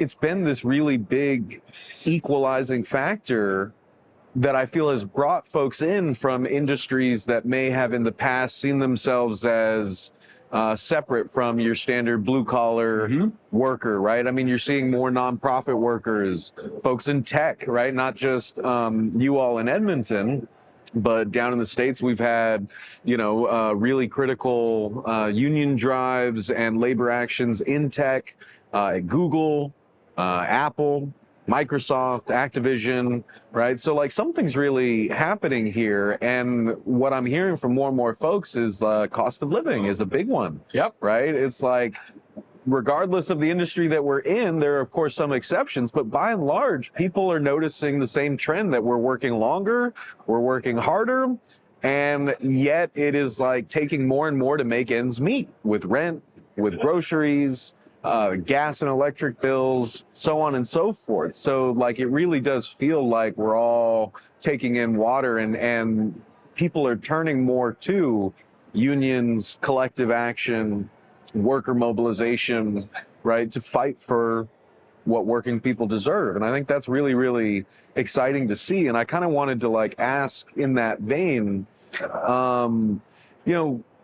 if that was a difficult part of the process for you, was to get folks to see themselves as workers who should unionize in the first place, right? Or did y'all see yourselves as part of this groundswell that we're seeing in tech or even beyond with the increase in unionizations, the strikes. Yeah, was that Yeah, a difficult little part of bit it? actually. Like the way we look at it is, we're all workers, right? Like if you go to work for your money and you got to work, you're a worker, right? It doesn't matter if you work in video games. It doesn't matter if you're a plumber, right? Like we work for our dinner. We all do. So there's no sense in us being like, oh, well, we're above this, or, we don't need collective action because we're treated so well, because the reality is we're not. The video games industry is highly exploitative across not even just for testers, even developers. I don't know if you've heard the phrase crunch before, but what that essentially is when you're working on a project and you're getting near the end and you're going, okay, we have this release date that we can't really move because we've shipping our products to vendors and, they're going to put it on their shelves and it's going to be ready to go. But there's all this work left. So we're just going to do like 80-hour weeks until that happens. And there's been projects that our members have worked on where that has lasted for 6 months, like just unrelenting overtime, no breaks, like people sleeping under their desks, like is not uncommon in this sphere, right? And the industry's trying to change that culture a lot, especially from the studio levels. They're trying to get away from that, better planning, delaying games, that kind of stuff. But the reality is for a long time, and still even to this day, that is what's happening, right? These people are being exploited because they love what they do. And it's really hard to watch. And that was, part of the reason that I really wanted to get a feel for how the team was feeling. Because coming into this, when I was starting, I didn't really have any experience in video games, but the people on my team had been around the block and they had seen a lot, and they could sort of see it a bit into the future of where we could be heading and wanting to protect ourselves against that, right? So either like we're in our contracts, overtime is a really big thing that we were talking about, right? Because generally that's been the safety net for the studios is, oh shit, well, if you can't make our deadlines, we'll just, grind our workforce until it's done. And it's not healthy. People burn out, it's terrible for mental health. And that's sort of what we want to protect ourselves from is those sort of exploitative measures. And so, yeah, we absolutely feel like we're in line with all the other labor because that's what happens to like almost everybody, right? Grocery store workers are getting, hosed this pandemic with their hero pay, and then that was taken away. Like we were lucky that we weren't out on the front lines during COVID. But, we 100% support everybody who was, and we want to make sure that we can make all labor better for everybody, regardless of what sector you're in. Well, like the hero pay is the perfect example. It's the one that I always go back to because it makes the case to any worker out there, even if you are in an industry where you feel like you got it better than, a farm worker or a service worker or something like that. A boss's promise is temporary. A union contract is in writing, right? Because we saw that in the States, like Amazon, right? Got all this publicity in the early days of the pandemic when it offered hero pay, not hazard pay, because if you call it hazard pay, then you have to keep paying as long as the hazard persists. But when you call it hero pay, it just seems like something that you're giving out of the benevolence of your own heart, right? Right. Very calculated little shits there. So like, they can be creative. but it does really make the case that if we have like an inflation crisis or, we're in the kind of like circumstances that we're in now, a lot of those promises, the working conditions, the pay, they can go away. They can be changed out on a whim. Absolutely. And passed down unilaterally. And if workers don't have a union, a collective voice on the job, it's like, what do we do? What do we say in that regard? So it really is in everyone's interest to have that organization in their workplace, even if you like your job. Yeah. Right. Which is like another thing that I've heard from y'all is like, we don't want to leave and just like find something else. Like there is a lot we've invested in this, but we should be paid a living freaking wage. Yeah, right? Like, and you want to be able to pay your bills at the end of the day. And that's any worker, I feel, that works, a full-time normal job should be able to do that. And our members can't right now, right? Because of the pay. And I think it was, I don't want to say easy because organizing is not easy. can be difficult at times, but it's necessary. And if you feel that way about your workplace, if you're saying, you look at the people to your left and right, they're being exploited, or you feel like you're being exploited, just talking to your fellow workers and saying, hey, this decision that just happened, how does that affect you? How does that make you feel? Right? I never knew how far that would take me to being able to organize, right? And I think that that's really like the message that we want to put out there is, yeah, it's work, but it's worth it. Because at the end of the day, what we have now is more than we had even before we unionized. And we don't have a contract yet. We have legal protections that are protecting us from, just them firing us all, right? It's a lot harder to do those types of things once you have union recognition. And then the contract comes afterwards, and then whatever you can agree on. And it was an easy sell for a lot of our people because there's not a lot of guarantees in the games industry for working, especially us as contractors, right? You may work on a title, and then at the end of that title, they say, well, we don't need any testers anymore. You'll lay off, and you can all go on EI or whatever, right? And next time that there's a project, we can, you can apply, and maybe you get the job, right? And sort of the carrot that they dangle in front of you is these studios, right? They say, hey, if you do a really good job on this, the studio is going to want to pick you up and hire you. And there is some truth to that, but the reality is, say you have 60 people, maybe 2 of those people are going to the studio, right? And it also creates this sort of intercompetitiveness of people like trying to stand out and one-upmanship that we really want to get away from, right? Because what my conversation was to them is that, well, what if instead of that, we could get recall legislation into our union contract that says, hey, if you worked on this project, if there's another one coming up, they got to hire based on seniority. And that's something else that we're talking about with our employer as well, right? Because right now there is no guarantee that when you're done a project, you'll ever work in games like this again, right? There was a manager that just didn't like you and you're just never going to make it past the interview phase. We wanted to make sure that it's fair and that, based on how much time you've put in, you can come back and then you can, continue your work, which is more of a guarantee than we ever had before. Hell yeah. Well, James, I want to thank you for sitting down and chatting with us. I want to thank Action Network for letting us use their booth. And I wanted to just end on a final question. Where do things stand now with the Fight for the First contract? And more importantly, what can folks watching and listening to this do to stand in solidarity with y'all? Well, to answer your first question, sort of where we are today, we're still in the midst of negotiations. Actually, I'm doing some virtual negotiations Wednesday, Thursday with my employer.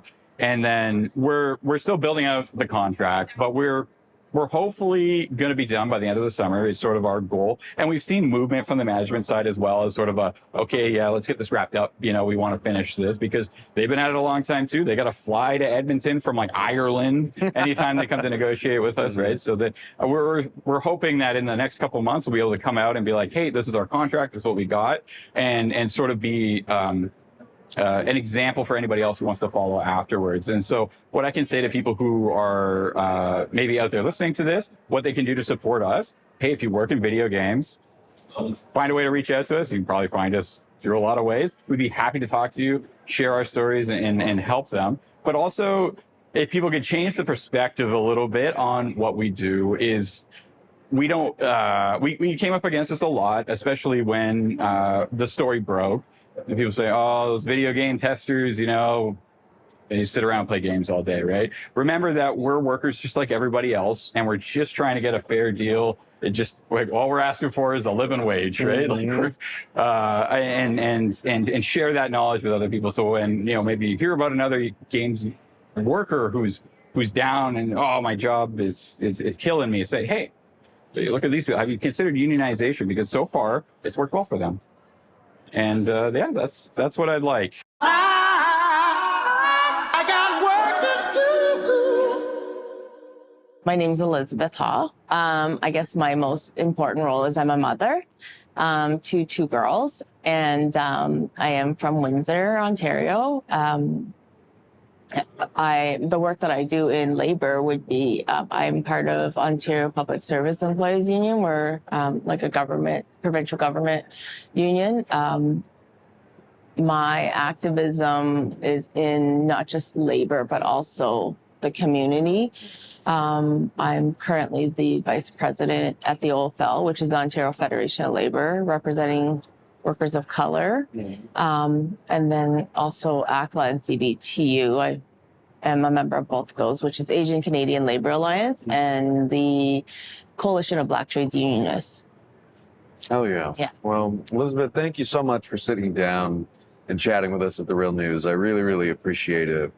And we are, of course, sitting here at the Action Network tent at the 30th Constitutional Convention of the Canadian Labour Congress. And we've been talking to as many folks as we can over the past 2 days, learning as much as we can about the state of the labor movement here in Canada, what our fellow workers across industries are going through, and how folks are fighting, for the working class, right? And I really wanted to sit down and chat with you because of, all the incredible work that you do, really. But especially in terms of your work fighting for workers of color and fighting for migrant workers in Canada, right? And I think that this is something that, really I have a personal connection to, and it's something that we try to cover extensively at the Real News Network as well, because for as exciting as the energy we're seeing in the organized labor movement is, and as exciting as it is to see more established unions, nominally support the sort of energy of young workers at Starbucks and Amazon and service industry workers across the board. That's all very exciting, but there's still so many workers who are left out of the movement, right? Or who are written out of the movement itself because, migrant farm workers, for example, in the United States, farm workers were deliberately written out of the National Labor Relations Act for very racist reasons and are very underrepresented in the movement as a result of it, right? And that doesn't mean that we forget about them. Right. That means that we have to fight that much harder to support them and the as they are dealing with hyper exploitation, rampant discrimination and harassment, wage theft, so on and so forth. So I wanted to ask if you could just say a little more about your organizing and advocacy work as it pertains to workers of color and migrant workers in Canada. So when you talk about migrant workers in the States, it's very, very similar to migrant workers in Canada. And I know this because, I've talked to workers in the States, and when you hear their stories, it's a lot of it happens here in Canada. Being from Windsor, we're about 40 minutes from Leamington, and we have one of the highest population of migrant workers in Ontario. And it's just, I've been doing this work for years, and I think because of the pandemic in the last couple of years, it's just really put a spotlight on what's happening, and people in the community are starting to see it. So growing up in Windsor, you go to Leamington for field trips and stuff, and you would see migrant workers, but I don't think people really knew their working conditions or their living conditions. And when COVID happened, initially when the borders closed, they weren't allowed into Canada. And the farmers, they couldn't find anyone to do this work. Canadians don't want to do this work. I think most people know the health and safety risk and the lack of, everything. Nobody wants to do this hard you get labor. paid like shit. You got no bathrooms. You're getting harassed by supervisors. Yeah. And the other thing is, I think the employer wants migrant workers because they are able to do whatever they want. Pay lower wages, not pay them. They're working overtime, but not getting paid overtime. They are doing work that they're not supposed to do, like demeaning personal errands for their employer. There's on and on. And when they were coming in, the employer went to the government, was able to lobby the government. So if you have money, basically, the government listens and they open the borders, then they were deemed essential. So they came in, and the problem was, when you look at essential workers, healthcare workers were essential workers. There's a number of them. We called them heroes. We put signs on our lawns and all this stuff. But when the migrant workers came in, they were essential, but they didn't get the same, welcome. They didn't get the same protections as other essential workers got. So we started to hear about workers getting sick in the workplaces. And what happened was, in Canada, like if certain workplace worker got sick, they got COVID, and I don't know the numbers, but the health unit would come in and basically close the business. And we knew there were hundreds of workers like getting sick on these farms, and we had to go and make sure someone checked on them. And we were able to get a lot of information from the workers because we've done so much work, we have a history and there's a trust. And they were able to share pictures of, what they got to eat. They told us how they didn't get PPE, and without them even telling you, in certain workplaces, you cannot social distance. You're literally working beside another person. Their housing, there's definitely no social distancing. Like you're sleeping in bunk beds with another worker, or like 2 bunk beds so there's 4 workers in a small room with shared bathrooms and shared kitchens and things like that. And then on top of all that, they're restricted, like they can't leave the property anymore because the employer were not letting them leave the property to take groceries or anything because, their reason was to protect the community in case somebody had COVID. Meanwhile, they come in knowing they didn't have COVID. These employers were given money to quarantine their workers. We know a lot of them were not quarantined, and there was no accountability. So no one asked the employer, can you show us a receipt that this worker was quarantined? No, they just pocketed this money. And the workers were maybe quarantined for a day, 2 days, a week, and then they were working. But with that said, they still did not have COVID. And the reason people were getting sick was some of these farms were bringing in people from the community to do the work. So they were actually bringing COVID into these workplaces, and the migrant workers were getting blamed for bringing COVID into the country. I mean, I remember going to a store and purchasing all this stuff, and the cash register lady, whatever, she said, "Oh, you're buying all this stuff. Are you stocking up?" Because I'm like, "No, I'm bringing them to Leamington." And this guy behind me, and I had my daughter, which bothered me, and he said, "Why you bring this stuff to those people? They bring all these diseases in and brought in COVID." And it just, this is, what's happening with migrant workers. And the good thing is people started to see how these workers were being treated. And even though I'm telling you the story of this one person, there was a lot of people that brought in PPE and brought in donations of food. Businesses were cooking culturally appropriate food so that we can bring it down to Leamington.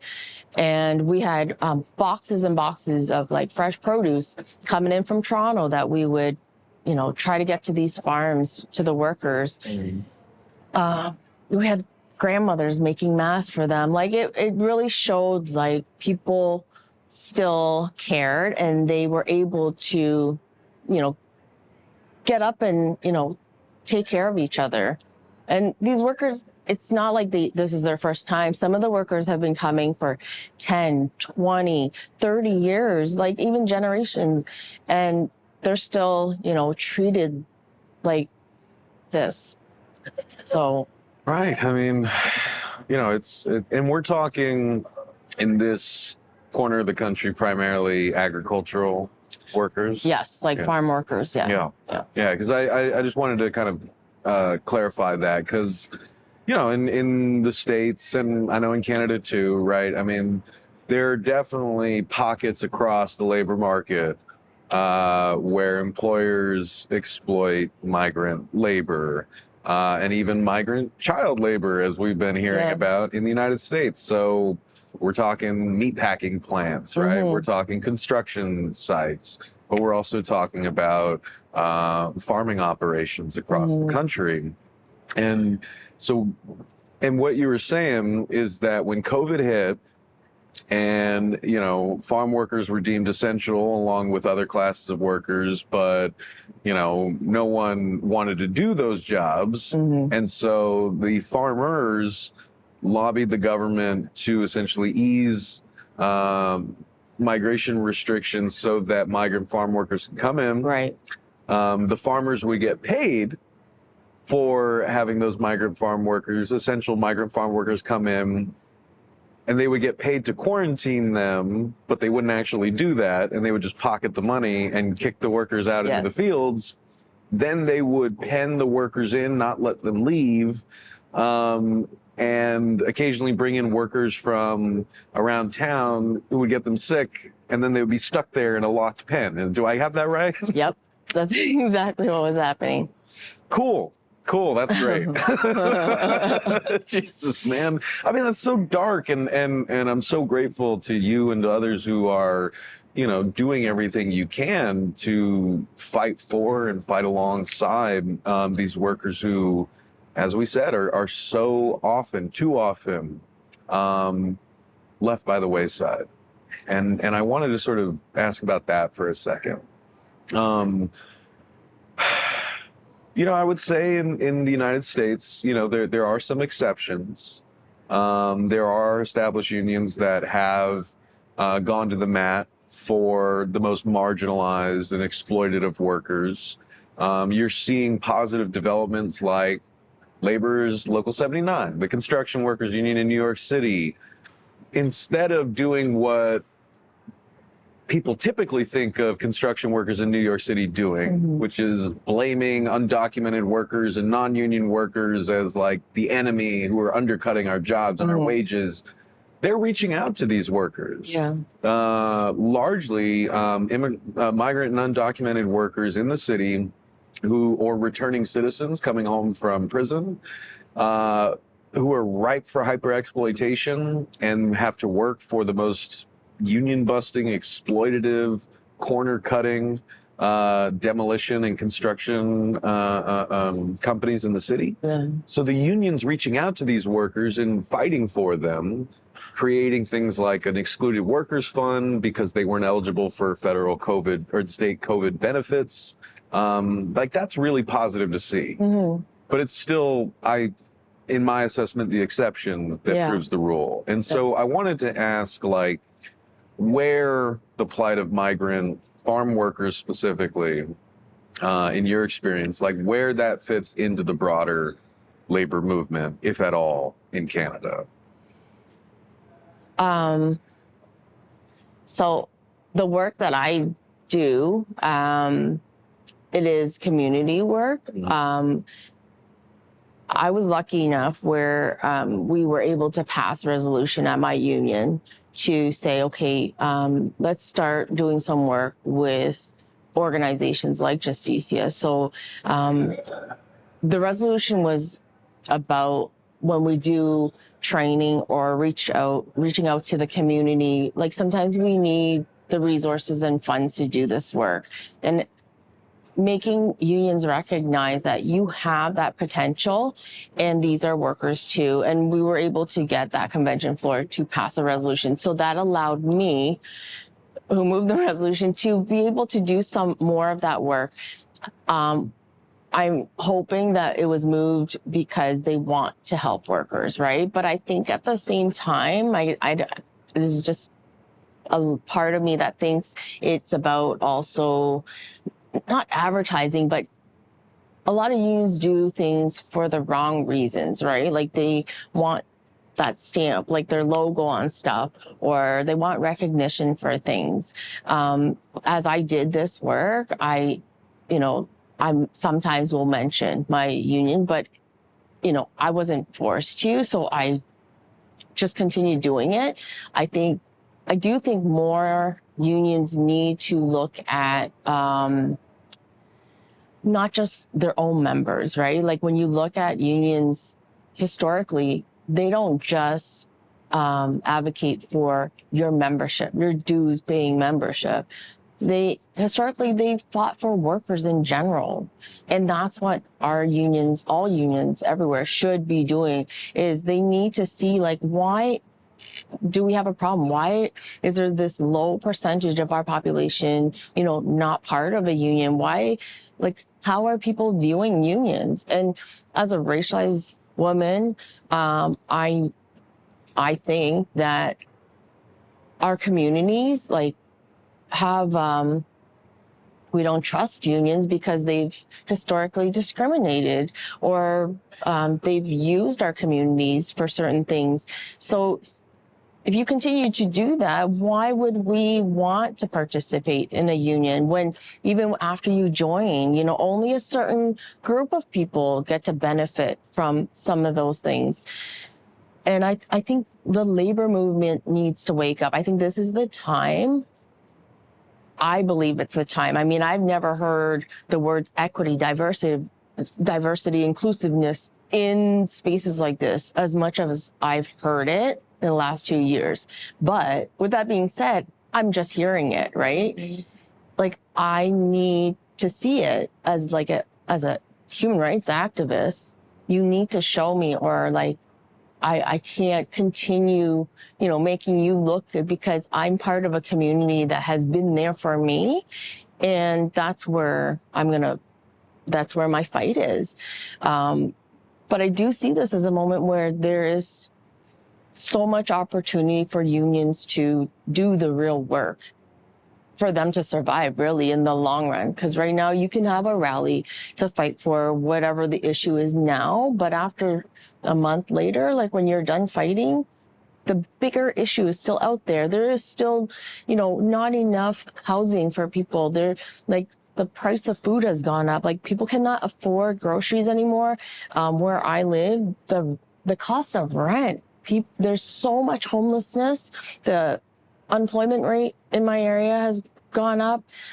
I mean, everything. So I feel like workers are at a point where they're angry. They see what's happening. And I think that's where unions need to like tap into it and say, listen, what can we do to help and not take over what you're already doing, right? Like, here's a space for you to speak, you know, like, tell us what your experience, what is it that we need to do? Mm-hmm. Because when you talk about affordable housing or whatever, labor will say, okay, this is what we need to do. But we're not the ones struggling. Like, if you're part of a union, you have a collective agreement. You make pretty good money and you have a union that protects you. You probably have benefits, pension, all this stuff. And you're fighting for people that can barely pay rent, or you're trying to increase wages. Meanwhile, you're getting paid $25. Like, you know, we need to start moving aside and letting the people who are living these experiences be the voice, you know? Mm-hmm. Well, like, and just on that note, like, to really like underline the stakes, first and foremost, they're the obvious human stakes, which you laid out, right? People not being able to sleep under a roof, right? People not being able to feed themselves or their children. People not being able to access the health care that they desperately need.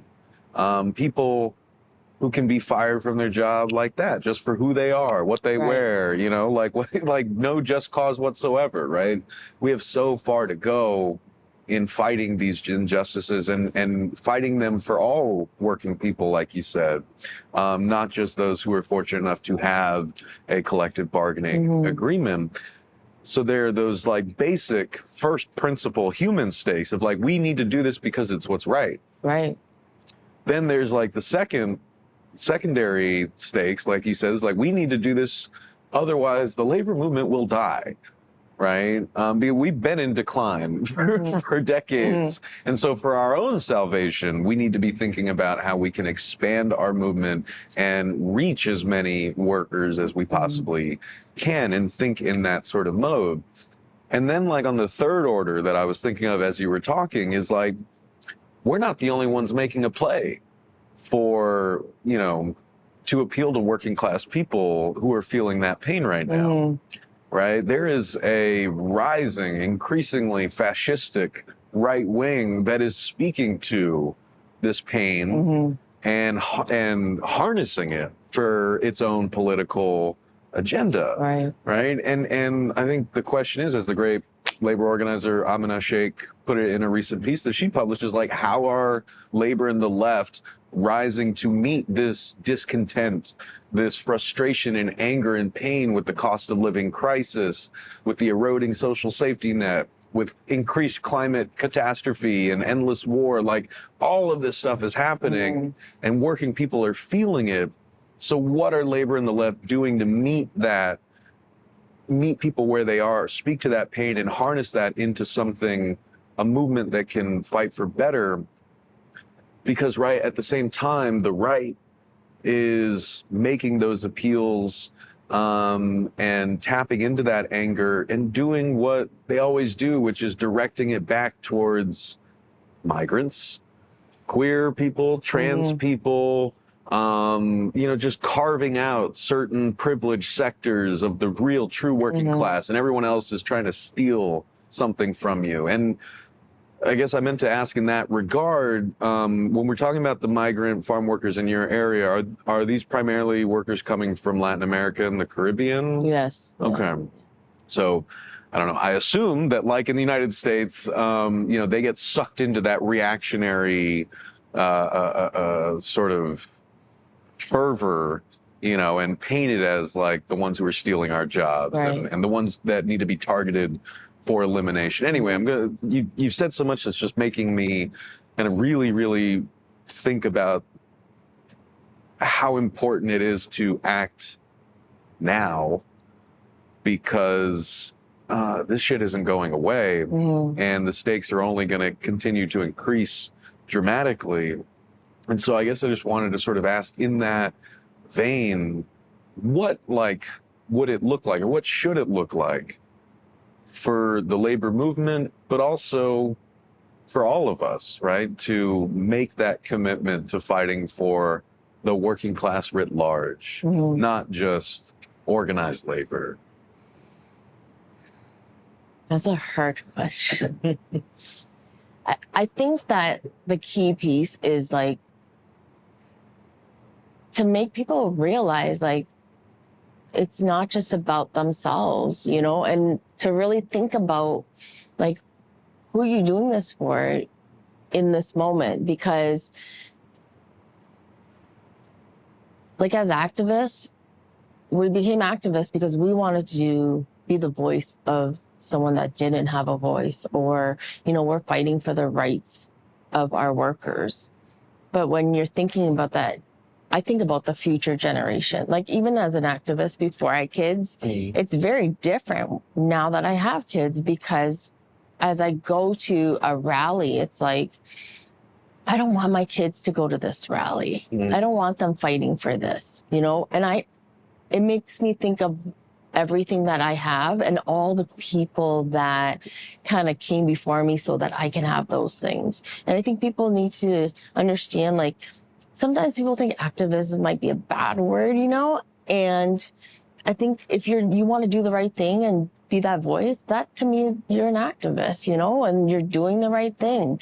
And I think labor needs to be like, I don't know, I can't see this as being a quick fix, right? Because labor, the structure of the movement needs to be reinvented. Like I don't want to say just smash it down and build it, but in a way you kind of have to really look at the structure of your union and the people that are making these decisions. And like, are you including voices? There are like, every union has equity groups, like workers of color, people with disability, all these different equity, but what you're giving them a space and sometimes a voice, but are you really listening? Are you really taking what they're saying and saying, how do we fix this? How do we open this door? Like, what do we need to do? And I think that's the problem, is we're doing things because we have to. We have a committee because we have to, but then